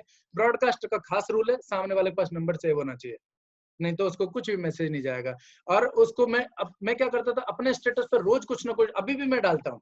कभी एजेंसी का डालूंगा, तो कभी मैं बिजनेस का डालूंगा, तो कभी मैं ऐसे ही कुछ भी डालूंगा। लोगों को इंगेज करने के लिए, मेरी पर्सनल ब्रांडिंग के लिए कुछ तो मैं करूं। सोशल मीडिया का जमाना है, यूज करो भाई। आप वहां पहुंच सकते हो जहां पर आप कभी पहुंच ही नहीं सकते थे with help of social media.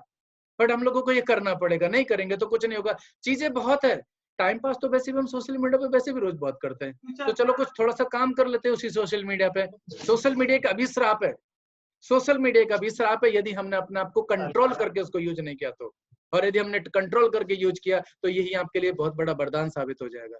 इसको टाइमली, इसको एक टाइम फ्रेम में आप उसका इस्तेमाल करो, जबरदस्त रिजल्ट देगा। सोशल मीडिया जिसमें आपकी एफबी है, एफबी पेज है, ब्रॉडकास्टिंग है, व्हाट्सएप है, बिजनेस व्हाट्सएप है जो मैं अभी तक नहीं किया हूँ कन्वर्ट, बट मैं करने वाला हूँ। तो ये सब चीजें मैंने की। मैं आपको एक बात, सिंपल सी बात बताता हूँ, ये जो कुदरत है ना, ये सब मुझे ना ठोकर पड़ चुकी है। और मैं इस बात को स्ट्रांगली बिलीव करता हूँ कि आपको जब तक धक्के नहीं खाएंगे ना, हम सब, मैं खुद, मैं हमेशा आप बोलते हैं मेरी गलत आदत है, लेकिन हम सब जब तक धक्का नहीं खाएंगे ना, तब तक कुदरत हमको जब तक ठोकर नहीं मारेगी ना, हमको एहसास नहीं होगा। मैं सच बोलता हूँ, we are very lucky person कि हमको LIC जैसी संस्था मिली, जिसने, मैं 1 साल में, मेरी क्या औकात, मैंने दूसरे साल में मुंबई में घर लिया। मेरी औकात ही नहीं थी मुंबई में घर लेना है। मैं गरीब फैमिली से बिलोंग करता हूँ। मैं 7-8 साल उस घर में रहा, परचेज किया मैंने दूसरे साल में घर मुंबई में, जिसका कोई बैकग्राउंड ही नहीं, जिसको कोई मुंबई में जानता नहीं, लेकिन मुझे बहुत सपोर्ट किया। डीओ लोगों ने बहुत मोटिवेट किया। मैं सोचो आप, मैंने मेरे ब्रांच के डेवलपमेंट ऑफिसर को बोला, सर मेरे को क्वार्टर दिला दो, मेरे घर के ऑफिस के सामने क्वार्टर थे। उन्होंने बोला कि साले तू डीओ है, अरे मर्द की जात है तू, और यदि तू असली मर्द है ना तो खुद का घर लेके देखा, क्वार्टर की मेरे सामने बात मत करना, नहीं तो तेरे को जूते मारूंगा। मेरे स्ट्रिक्ट, मेरे को सेंटेंस यूज किए। मैंने उसके बाद में ना कभी मैंने बात ही नहीं की। मेरा एक ही मिशन बना, और वो मेरे साथ कहां कहां नहीं घूमे घर दिला। इतनी पैशन था सीनियर लोगों में। हाँ, बात करते हो कि सीनियर लोग बहुत कुछ सिखाते हैं, सीखने वाले में दम हमेशा ना, गुरु महान नहीं होता, चेला महान होता है। चेले में दम होगी ना तो गुरु को तो आपको सिखाना ही पड़ेगा। ये बात आप लिख के रखिए। कृष्ण भगवान महान नहीं थे, अर्जुन में ताकत थी उस, क्योंकि इतने सारे शिष्य थे। अर्जुन ही क्यों सीखा? अर्जुन ही क्यों महान धुरंधर बना? भीम क्यों नहीं बना? अरे भाई, उसमें चाहत थी, उसने गुरु को निचोड़ लिया। द्रोणाचार्य को तो कुछ भी नहीं सिखाया बेचारे को, एकलव्य को तो कुछ नहीं सिखाया बेचारे को, फिर भी उसने निचोड़ लिया। हमेशा ना चेला बड़ा होता है, शिष्य बड़ा होता है, गुरु बड़ा नहीं होता। आप लेकिन है ना, ये जो शिष्य है ना, इसमें दम होना चाहिए गुरु से सब कुछ हासिल करने का। रमेश जोशी सर से मैंने सब सीखा है। तो मेरे सारे डेवलपमेंट ऑफिसर गुरुओं से मैंने सब सीखा है, जिनका भी मैंने नाम लिया और जिनका मैंने नाम नहीं लिया। कितने लोग हैं, किस किस का नाम लूं? मैंने मेरे जीवन में मैक्सिमम चीजें अपने सीनियर डेवलपमेंट ऑफिसरों से सीखी है, मेरे कोलिग लोगों से सीखी, मेरे दोस्त लोगों से सीखी है, मेरे कस्टमरों से सीखी है, मेरे एजेंटों से सीखी है। मैं ट्रेनिंग अब जाने लगा हूँ। इवन मैंने ट्रेनिंग बहुत की है, बहुत ट्रेनिंग की है। मैंने क्या पैसा लगाया, लाख रुपए बजट होता है मेरे ट्रेनिंगों पे खर्च करने का। हेलो, 1 लाख रुपए साल का मिनिमम बजट है। कहीं से भी सीखो, कुछ भी सीखो, लेकिन मुझे कंटिन्यूसली चाहिए। यदि देखो, मैं आपको एक सिंपल सी बात, विराट कोहली था, विराट कोहली का फादर साहब की डेथ हुई। विराट कोहली को जा सकता था वो अपने फादर साहब के दाह संस्कार के लिए, लेकिन वो नहीं गया। कुदरत ने उसको एक मौका दिया कि तू अपने आप को दिखा कि तेरे अंदर कितना दम है। सचिन तेंदुलकर के साथ में भी ऐसा ही हुआ, वो भी नहीं गए, और अगले मैच में उन्होंने सेंचुरी मारी, किसी ने, विराट कोहली ने 90 रन बनाए। अरुणिमा सिन्हा पैर कटने के बाद में चाहती तो बैठ सकती थी, कुदरत ने उसको मौका दिया कि तू अपने आप को साबित तो कर। आपके सामने जितनी बड़ी मुश्किलें आ रही है ना दोस्तों, वो मुश्किलें ही आपको साबित करवाएंगी कि तुम में दम कितना है झेलने का। तुम अपने आप को दिखाओ। लोग ज्यादातर टूट जाते हैं, परेशानियों में ना ज्यादातर टूट जाते हैं। मैं चाहता हूं कि आप कुदरत से लड़ो। यदि आपके पास सामने प्रॉब्लम ज्यादा आ रही है, यदि आपके सामने प्रॉब्लम ज्यादा आ रही है, तो ध्यान रखो आपको रिवार्ड बहुत बड़ा मिलने वाला है। लेकिन आपके सामने प्रॉब्लम बहुत कम आ रही है, तो ये भी याद रखो कि बहुत, मतलब आप एक स्ट्रगल लाइफ हम लोग जीने वाले हैं। मैं चाहता हूं कि मुझे ज्यादा से ज्यादा प्रॉब्लम आए, मैं चाहता हूं कि ज्यादा से ज्यादा स्ट्रगल करूं, क्योंकि स्ट्रगल मुझे महान बनाता है, स्ट्रगल मुझे तैयार करता है, स्ट्रगल मुझे स्ट्रांग करता है।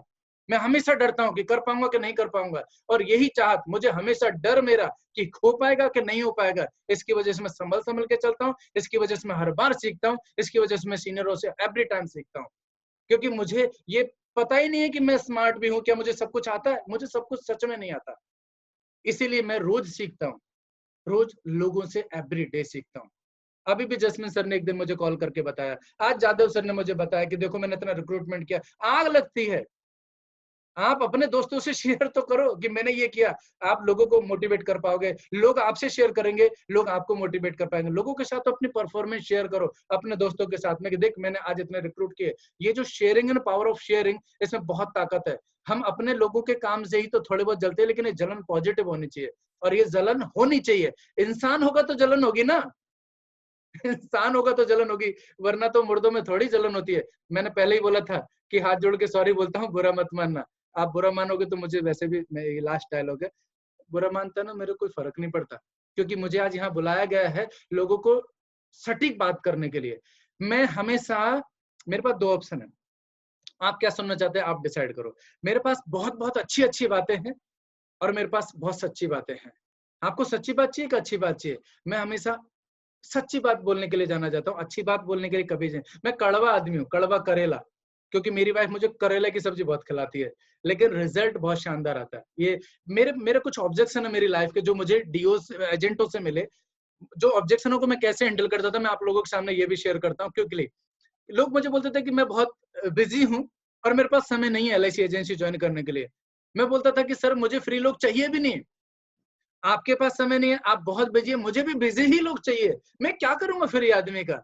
आप बिजी है सर, आपका वेलकम, बिकॉज आपके साथ मिलके मैं कुछ सीख पाऊंगा और कुछ मैं आपको बता पाऊंगा, और शायद हम दोनों मिलकर के एक बहुत बढ़िया कैरियर एलआईसी में क्रिएट कर सकते हैं, इतिहास क्रिएट कर सकते हैं सर एलआईसी के साथ। एलआईसी जैसी संस्था और आपके जैसा एक अनुभवी व्यक्ति, तो कमाल हो जाएगा। और मैं उसको मोटिवेट करने की कोशिश करता था।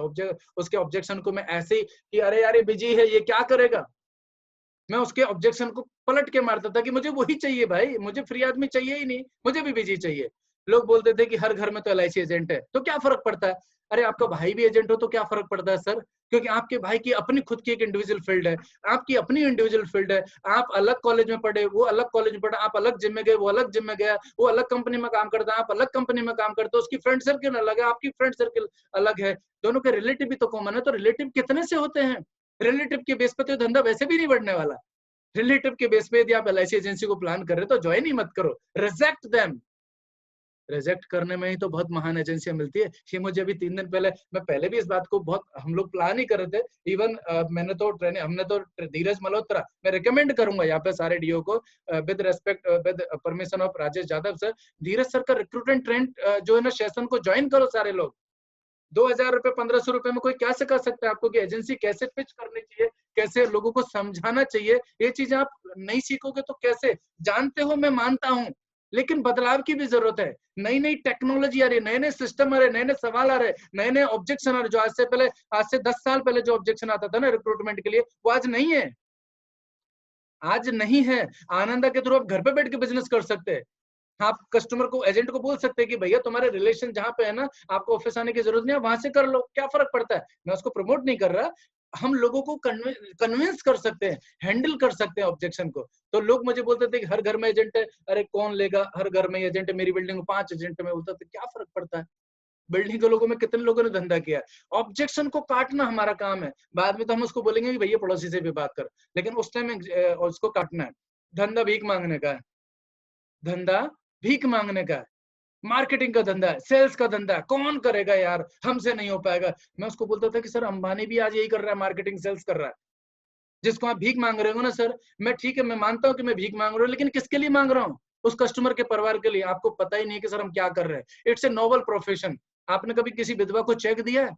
कभी किसी बच्चों के एजुकेशन प्लानिंग के लिए आपने पैसा प्लानिंग करके दिया? किसी के एजुकेशन के टाइम पे 50 लाख चाहिए, आपने बना के दिया? किसी को लाइफ में हेल्प किया है? किसी की बेटी की शादी के टाइम पे आपने 10 लाख रुपए भी अपनी तरफ से कंट्रीब्यूट किया है? वो बोलता है कि नहीं किया। लेकिन आप इसमें आकर के न जाने कितने लोगों की बेटियों की शादी में, कितने बच्चों की एजुकेशन में, और कितनों के बुढ़ापे का सहारा बन सकते हैं। बिकॉज आपके सपोर्ट, आपके गाइडेंस से इतने लोगों के घर में पैसा जाएगा, और इसके एकमात्र सूत्रधार बनेंगे वो है आप। ये सब हो पाएगा बिकॉज ऑफ आप। अब आप इसी को बेगिंग बोलते हैं, तो इट्स अप टू यू। मैं नहीं मानता, इट्स ए नोबल प्रोफेशन। और रही बात मार्केटिंग की और सेल्स की, तो आज तो भैया सब कुछ बिक रहा है। अंबानी बेच बेच के 2-2 रुपए की चीज बेच रहे हैं यार। हम तो फिर भी बहुत बड़ा काम कर रहे हैं। हम तो जो ना सोसाइटी को, हम आपको, मैं उसको बोलता था कि आप ये जो आप लोग बोलते हैं ना, इकोनॉमी की बढ़नी चाहिए, परिवार का जो फाइनेंस स्टैंडर्ड उठना चाहिए। अरे आपको पता है, मैं एजेंट को बोलता था, ऐसे आपको नहीं बोल रहा, आप सबको तो बात पता है, मैं तो शेयर कर रहा हूँ कि मैं क्या बोलता था। फिर मैं बोलता हूँ, मेरी किसी बात को बुरा मत मानना प्लीज। सो मैं उनको बोलता था कि ये जो ना, आप एक गरीब आदमी है, गरीब परिवार है, 5 लोग रहते हैं, किसी की डेथ हुई और कुछ नहीं मिला। एक दूसरा परिवार है, उसमें 5 लोग रहते हैं, एक आदमी ने 10 लाख का इंश्योरेंस किया, उसके परिवार को 10 लाख मिला। ये जो गरीब परिवार था, दोनों गरीब परिवार थे, ये दोनों मिडिल क्लास फैमिली थे। एक ने 10 लाख का लिया, इसके घर में 10 लाख आ गया, इसका स्टैंडर्ड अपना पड़ गया। गवर्नमेंट स्टैंडर्ड को नहीं उठाती है, आप भी गवर्नमेंट की मदद कर सकते हैं, फाइनेंशियल स्टैंडर्ड उठा, परिवार की जो पर पर्सन आय होती है ना, इसको आप इंश्योरेंस के माध्यम से बढ़ा सकते हैं। आज हमने देखा कि इतने सारे शहीदों की डेथ हुई, कितना इंश्योरेंस था। एवरेज जब इंश्योरेंस निकालोगे ना, काजिम रजा ने एक वीडियो बनाया था उसके ऊपर, एवरेज मुझे लगता है 2-2.5 लाख का एवरेज आया था कुछ, मुझे जहां तक याद है, पर पर्सन। जितने लोगों में एवरेज निकाला कि टोटल कितना हमने LIC ने दिया और कितने लोगों की डेथ हुई, एवरेज पर पर्सन 2-2.5 लाख का सम एश्योर्ड मिला। और यदि सबके घर में 10-10 लाख होता तो परिवार का फाइनेंस स्टैंडर्ड उठता कि नहीं उठता। सब कुछ गवर्नमेंट के हाथ में, आपके मेरे हाथ में कुछ भी नहीं है। इंश्योरेंस एजेंट के हाथ में बहुत कुछ है। आप देश को योगदान, देश की फाइनेंस को बदलने में आपका बहुत बड़ा योगदान, समाज के स्तर को बढ़ाने में आपका योगदान बहुत ज्यादा है। क्योंकि परिवार का स्तर, फाइनेंशियल स्तर उठेगा तो समाज का उठेगा, समाज का उठेगा तो डिस्ट्रिक्ट का उठेगा, फिर स्टेट का उठेगा, फिर कंट्री का उठेगा। प्रोसेस तो यही है। हम चले मुरारी हीरो बनने, हम देश को उठाने की बात करते, परिवार की बात ही नहीं कर रहे, हमको नीचे से बात करना है। तो ये मेरा ये बैंकिंग का मैं आंसर देता था। कौन आजकल इंश्योरेंस खरीदता है, मैं उसको फिर बताता था, भैया रियल में आज ही इंश्योरेंस खरीदते। एक जमाने में तो 200-500 का सम एश्योर्ड, 200-500 का प्रीमियम बिकता था, 25-25 रुपए के प्रीमियम बिकते थे। असलियत में तो इंश्योरेंस आज ही बिक रहा है, करोड़ों के प्रीमियम, लाखों के प्रीमियम, लाखों के चेक आज ही उठ रहे हैं। तो उसको ये ऑब्जेक्शन का मैं आंसर सिंपल भाषा में बताता, थोड़ा और भी लेक्चर देता था, बट अब यहाँ पर समय की भी बाउंडेशन धीरे धीरे स्टार्ट हो चुकी है। I don't want to join LIC agency. यदि उसने मुझे बोला कि भैया मैं LIC एजेंसी ज्वाइन नहीं करना चाहता, बिकॉज बस मुझे LIC एजेंसी ज्वाइन ही नहीं करनी है, तो मैं उसको बोलता था भैया मत कर, लेकिन पैसा कमाने के लिए कुछ तो करोगे। अरे वो करोगे सही, ये कर लो। ये रिलेशनशिप बेस काम है, ये आपकी चॉइस का काम है, आपके अकॉर्डिंग ये काम चलेगा। वहां आप दुनिया के हिसाब से काम करोगे, यहाँ पे आप आपके हिसाब से काम करोगे। विचारों की स्वतंत्रता, आपके विचार क्रिएटिव है तो आप बहुत बेहतर प्लान कर सकते हो। वहां पर आपके विचारों का कोई रेस्पेक्ट ही नहीं है। आप जब जॉब करते हो तो विचारों का काय का रेस्पेक्ट, जो बॉस ने बोला वो सही है और वही करना है। तो मैं उसको बोलता था भैया यदि आप अपने विचारों के हिसाब से आप अपनी जिंदगी को जीना चाहते हो तो LIC एजेंसी ज्वाइन करो और यहाँ पर बेहतर काम करो। ये मेरा उनको सजेशन रहता था। ये कुछ बातें हैं जो मैं बताना चाहता हूँ कि हर डेवलपमेंट ऑफिसर इंक्लूडिंग मी, हमको एक्सपेंस करने के लिए तैयार रहना है यदि हम चाहते हैं कि हम अच्छा रिक्रूटमेंट करें। ये हमारे लिए बहुत जरूरी है कि हम पैसा इन्वेस्ट नहीं करेंगे ना तो थोड़ा सा मुश्किल होगा रिक्रूटमेंट करना, क्योंकि पहले वाली बातें नहीं, अभी बहुत कुछ पैसा लगाना। और मैं तो बोलता हूँ पैसा लगाओ यार, 1 साल में डबल कर लोगे। मैं पहले स्टार्ट किया था, मैं उस टाइम पे शायद भूल भी गया था इस बात को। 1 साल में डबल कर लोगे आप, 1 ही साल में आप डबल कर लोगे। यदि आप LIC एजेंसी के लिए पैसा, क्योंकि आपको 1 साल में पैसा इन्वेस्ट करोगे, एजेंट बनाओगे, एजेंट बिजनेस करेंगे और उसी साल में जाएगा। मैंने जितना भी पैसा इन्वेस्ट किया ना सब निकल गया, क्योंकि मैं स्टॉलों में बहुत पैसा लगाया। Ready to reject agency prospect, because क्योंकि यदि आप रिजेक्ट नहीं करोगे ना तो अच्छे लोगों को सेलेक्ट नहीं कर पाओगे। अच्छे लोगों को सेलेक्ट करने के लिए कुछ लोगों को रिजेक्ट करना जरूरी, क्योंकि चॉइस आ जाएगी, फिल्टर हो जाएगा। आपका जो टर्मिनेशन है ना, कोई नहीं रोक सकता, मैं भी नहीं रोक सकता, लेकिन वो उस टर्मिनेशन में थोड़ा सा, जहां पर 40 में से 4 बचे ना, वहां पर 40 में से शायद 10 लोग बच सकते हैं, ऐसा मेरा मानना है। तो वहां पर थोड़ा सा उसको टफ करो, एंट्री टफ करो, एग्जिट इजी करो। एग्जिट होगी नहीं, मतलब कम हो जाएगी। आपका काम है रिक्रूट एंड ट्रेन। आपका काम ब्रांच में बैठ के पेपर करना नहीं है, मेरा काम ब्रांच में बैठ के पेपर करना नहीं है। बार बार आप बोलता हूँ, सॉरी। हमारा काम, हमारा शब्द ज्यादा बेहतर होगा, हमारा काम ब्रांच में बैठ करके पेपर देखना नहीं है, हमारा काम है एजेंट बनाना और हमारा काम है उनको ट्रेनिंग देना। That's it. असिस्टेंट रखो हर चीज के लिए, हर उस पेपर वर्क के लिए। और असिस्टेंट रखने के बाद में ना चेयर पे बैठना बंद कर दो, डीओकी पे। क्यों? पता है असिस्टेंट बड़े स्मार्ट होते हैं। डीओ की चेयर पे बैठा है, असिस्टेंट सामने बैठा है, एजेंट, पेपर आता किसके पास में? ह्यूमन साइकोलॉजी, जो मेन चेयर पे बैठा है। मैं कभी मेन चेयर पे नहीं बैठता ही नहीं हूँ, क्योंकि पेपर आएगा चेयर के पास, डीओ बड़ा शार्प बन के चेयर पे बैठा रहता है, एजेंट आता है पेपर उठा के आपके सामने रखता है, असिस्टेंट भी बड़ा स्मार्ट है, कुछ करेक्शन कुछ भी आंसर देखना जरा, अरे मैं होऊंगा ही नहीं तो वो अपना आप ही देखेगा ना, मेरा काम नहीं है। अरे मैं उसको बोलता हूँ तुझको भी पैसा दूं और उसके बाद में भी यही सब मैं ही देखूं, तो तुझको पैसा क्यों दे रहा हूँ? फिर तो मैं ही कर लूंगा ना। मैं बैठता ही नहीं हूँ, प्लीज बैठना बंद कर दो और मार्केट में निकलो। अब जब ब्रांच में नहीं बैठोगे तो कहीं तो जाओगे, घर पे और ब्रांच, ये दो जगह छोड़ दो बस, घर और ब्रांच।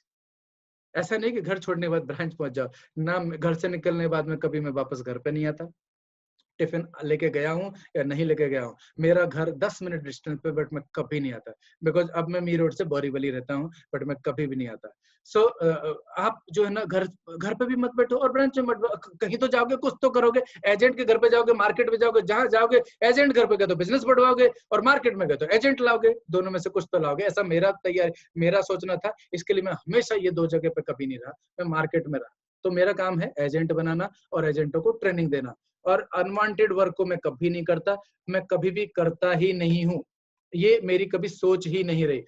मैं एक बात में बहुत स्ट्रांगली बिलीव करता हूं कि देखो, आपको आपके पूरे जीवन में एक ऐसे आदमी से मिलना है, आप ध्यान से सुनना इस बात को, आपको आपके जीवन में एक ऐसे इंसान से मिलना है जो इंसान आपसे मिलना ही नहीं चाहता।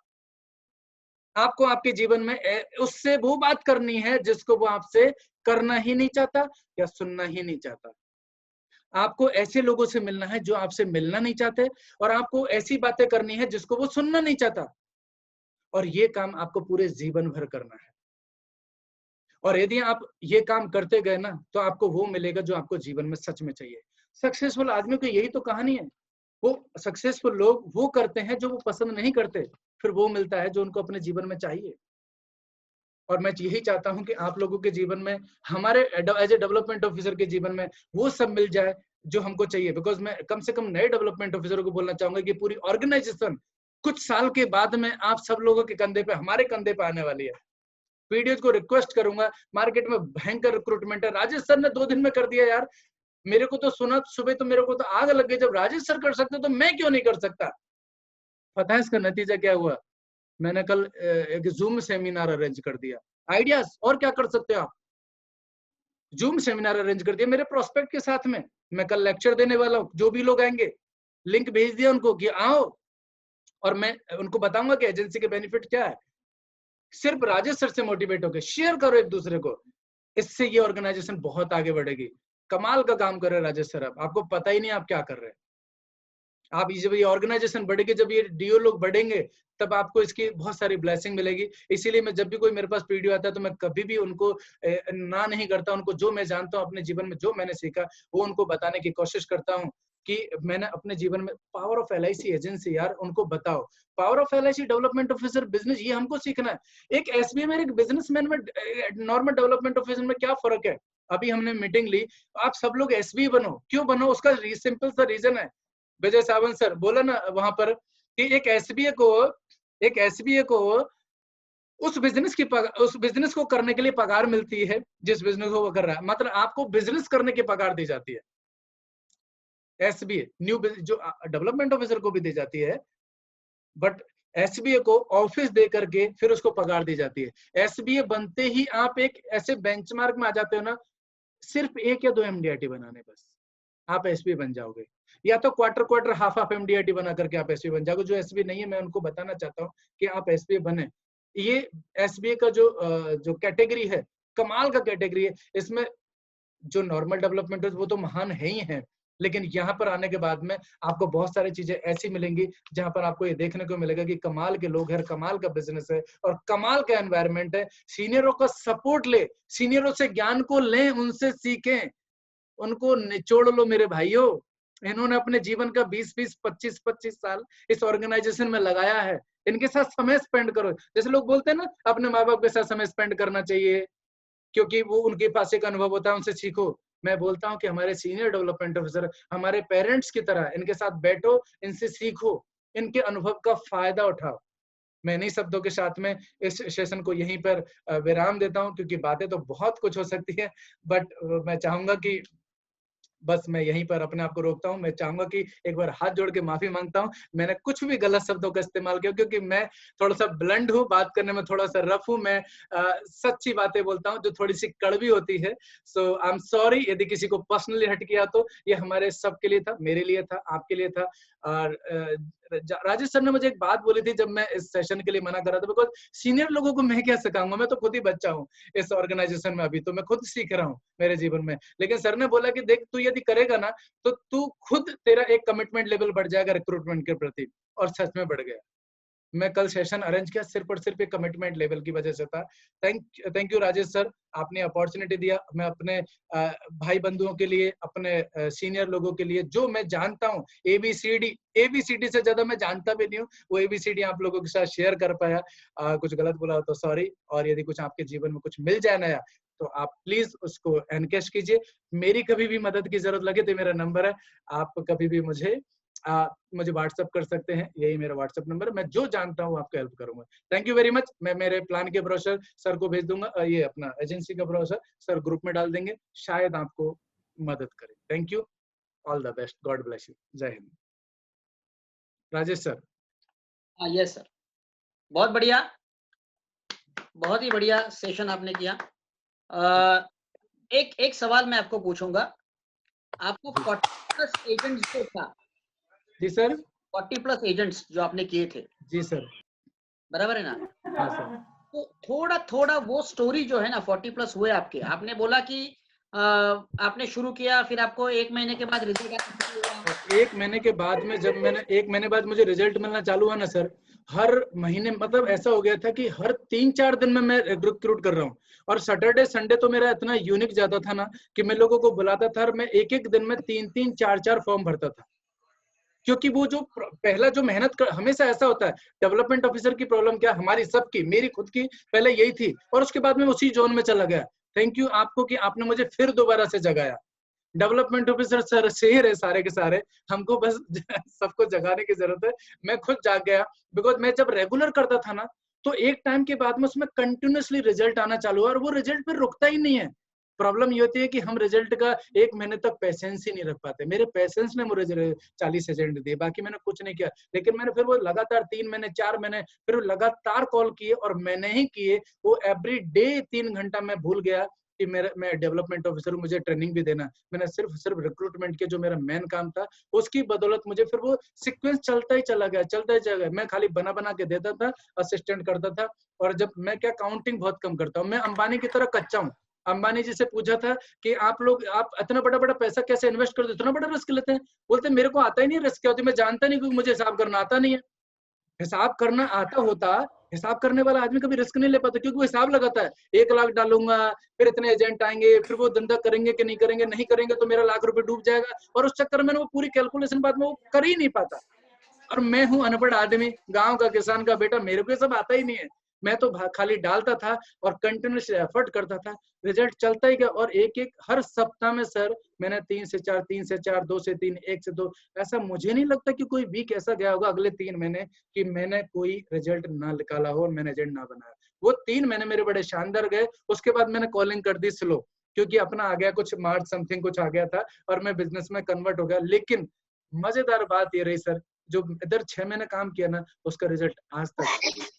और कुछ एक्टिविटी अभी क्या करता हूँ, वो जो ब्रॉडकास्ट है ना सर, या कुछ लोग इंडिविजुअली, कुछ लोग ब्रॉडकास्ट में नहीं है, हर सप्ताह में ना एक बार उनको ना कोई रिक्रूटमेंट से रिलेटेड इमेज डालता ही रहता, उनको भूलने ही नहीं देता कि मैं नहीं हूँ, मैं हूँ, और आज भी मैं ये काम कर रहा हूँ। उनमें से ना जब मैं रिजल्ट इमेज शेयर करता हूँ ना, पावर ऑफ शेयरिंग, एक एक बूंद every time continuously, every effort आपका रिजल्ट की तरफ आपको कन्वर्ट करता है। हमको ऐसा लगता है कि रिजल्ट आ नहीं रहा, लेकिन हेडपंप में जब आप उसको जब दबाते हैं ना, तो पानी आता नहीं है, बहुत देर तक दबाया जा रहा है, आई नहीं रहा, आप थक के रुक जाते हैं, आपको पता ही नहीं कि वो जस्ट आने की तरफ चला गया था और आपने उसको स्टॉप कर दिया। जरूरत है उसको 2-4 और पुश मारने की, बस वो बाहर आने ही वाला है। मैंने इस बार ठान लिया था कि मेरे को बाहर निकाल के ही रहना, चाहे कुछ भी हो जाए। आ गया, और बस वो रोका नहीं, 40 बन गए सर। मैं सच में कॉल रोकता नहीं ना वो बिजनेस जनवरी फरवरी मार्च के चक्कर में, क्योंकि दिसंबर में MDRT में कन्वर्ट हो गया था। यदि मैं ऐसा नहीं करता ना तो शायद मेरे अभी भी लाइन लग रही होती रिक्रूटमेंट की। और अब मैं कमिट करता हूँ मैं इसको फिर दोबारा चालू कर दूं, क्योंकि आपने मुझे जगाया। और यदि आज के बाद रिजल्ट का यदि सच में अच्छा रिजल्ट आया तो उसका क्रेडिट आपको मिलेगा, क्योंकि वो 40 का क्रेडिट रंजन मौर्य को गया था, बिकॉज उसी ने मुझे जगाया था। मैंने उसको बोला भी था, देख मुझे जगा मत, नहीं तो मैं तुझे ही पीछे छोड़ दूंगा। और ऐसा ही हुआ, पहले वो नंबर 1 था, फिर बाद में उसको पीछे करके मैं नंबर 1 रहा। शायद वो सुन रहे होंगे, उनको बताइए बात पर, उनको बार बार याद। उसने यहाँ पर वो है, वो उपस्थित है रंजन मौर्य यहाँ पर। गुरु है मेरे सर, वो गुरु है भाई बात करेंगे रंजन भाई। और मैंने कल एक ही दिन में मैंने 4 किए ना, तो एक ही बिकॉज ऑफ अनिल सर का जो सेशन हुआ था ना। राजेश जी, रंजन मौर्य बोल रहा हूँ। हाँ, बोलो। भवानी जी यूनिक है, वो ऐसे ही बोलते हैं कि क्रेडिट मुझे दे रहे, लेकिन एक्चुअली भवानी यूनिक है। और गॉड ब्लेस यू भवानी, हमेशा मैं आपसे सीखता हूँ। और आपका आज का सेशन मुझे बहुत बढ़िया लगा। आप हमेशा सॉरी मत बोलो कि मैं कुछ आप हर्ट नहीं कर रहे। आप हमको जाम्बुवन की तरह, जो जिन्होंने हनुमान जी को याद दिलाया, वैसे याद दिला रहे हैं हमको आप, कि हम हमारे छोटा मुंह बड़ी बात सर। आप सब सीनियर हैं, और मैं तो हमेशा मेरे जीवन में, जब तक मेरा जीवन है ना, मैं रमेश जोशी सर को कभी नहीं भूल पाऊंगा, 935 के डेवलपमेंट ऑफिसर को कभी भी नहीं भूल पाऊंगा। और आज जो मेरे सीनियर रियो ने मेरे ऊपर जो हाथ रखा हुआ है, कसम से क्या लकी हैं हम लोग। मैं मतलब दिल से तारीफ करता हूँ। पता नहीं लोगों के अपने एक्सपीरियंस कैसे होते हैं, मुझे तो कमाल के डेवलपमेंट ऑफिसर मिले। जो मिलता है ना मुझे 2 बात सिखा के जाता है, और मैं हर बात को सीखता हूँ। 10% सीखता हूँ लेकिन 100% इम्प्लीमेंट करता हूँ। ये टैगलाइन जीवन में याद रखो, कम सीखो, यूज जबरदस्त। जी हेलो राजेश। हेलो। हाँ बोलिए। हेलो बोलिए। Hello sir. हाँ बोलिए ना। Yeah, can I speak to that? जी सर बोलिए ना। Yeah, this is Shyam Babu, sir. Hello. जी बोलिए। Yeah, Shyam Babu from Hyderabad speaking, sir. जी sir. Sir, it's a wonderful speaking. I'm very happy. One thing I would like to just make a clarification, sir. बोलिए ना। Sir, after recruiting the agent, how to start the business with the agent? That could you please throw some light, because there little bit problem I'm facing it. I'm able to recruit the agent, but to start the business, how to handle that new agent? That if you could tell some points, I'll be very happy, sir. मैं इतना सा बताना चाहूंगा कि ये जो मैं appointment बहुत करता हूँ, आज भी करता हूँ, पहले भी बहुत करता था। कुछ डीओ तो मुझे अपॉइंटमेंट वाले डीओ के नाम से जानते हैं कि ये अपॉइंटमेंट बहुत। मैं नए एजेंट को ट्रेनिंग देता हूँ, डे 1 से ट्रेनिंग देता हूँ, ऑफकोर्स ट्रेनिंग देता हूँ, और कंटिन्यूसली ट्रेनिंग देता हूँ। कंटिन्यूसली अभी तो मैंने लॉकडाउन से पहले मेरा every day without fail, thanks to Vinod Thole sir, उनसे मैंने सीखा। और उन्होंने बताया कि वो एवरी डे करते हैं। मैंने एवरी डे, मैं डेवलपमेंट ऑफिसर से सीखने के लिए उनके पास जाता हूँ। मैं विनोद ठोले सर के घर के पे जाके आया, मैं महेंद्र बोराडे सर के साथ में जसमिन सर के ऑफिस में जाके आया। लोगों ने बहुत सिखाया है। मैं रोज ट्रेनिंग देता था एजेंटों को, और उनका जहां पर भी अपॉइंटमेंट मैं उनके साथ Sir, one thing. Training, sir. Training in the sense like you mean to say I have to product training. Sir. Yeah, you mean to say I have to go to the house daily and No. Joint calling, you want me to do that?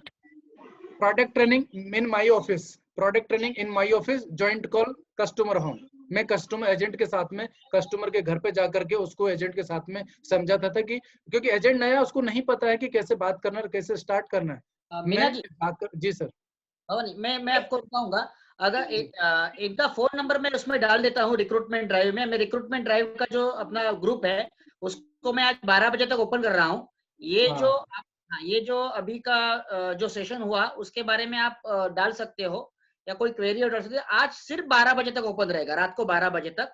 इसका feedback आप दे दो, और आपका PPT भी आप उसमें share करो भवानी जी। जी sir, मैं इमीडिएट शेयर कर देता हूँ उसमें, ठीक है। और आपका यूट्यूब का जो है वीडियो वो भी उसमें डाल दो आज ही। मैं लिंक भी डाल देता हूँ ताकि जिन लोगों ने नहीं सुना वो सुन सकते हैं, वो सुनेंगे, ठीक है ना। और आपका नंबर उसमें डाल दो ताकि लोग आपको डायरेक्टली भी कांटेक्ट कर सकेंगे और आपसे बात कर सकेंगे। ओके, सो विद दिस, क्योंकि भवानी जी के वापस 9 बजे की मीटिंग है उनके यूनिट की, तो इसीलिए अभी हम लोग उनसे चाहेंगे। Can I have your number, sir?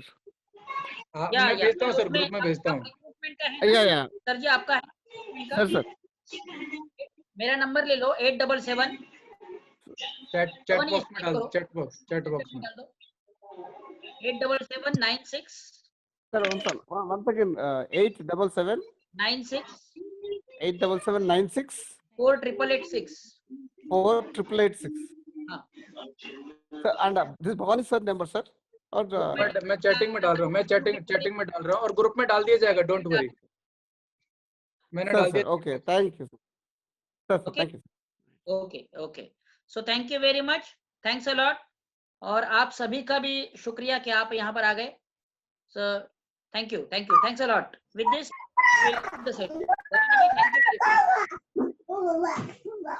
तो सर ये सेशन को हम एंड करें फिर? Okay sir. और मैं यहाँ पर इतना कहना चाहूंगा कि जो राजेश सर का जो ये मिशन है, मैं चाहता हूँ कि अपन इतने सारे डेवलपमेंट ऑफिसर है, मैं ये चाहूंगा कि आप सभी लोगों को शेयर करें, इस ग्रुप में ऐड करें और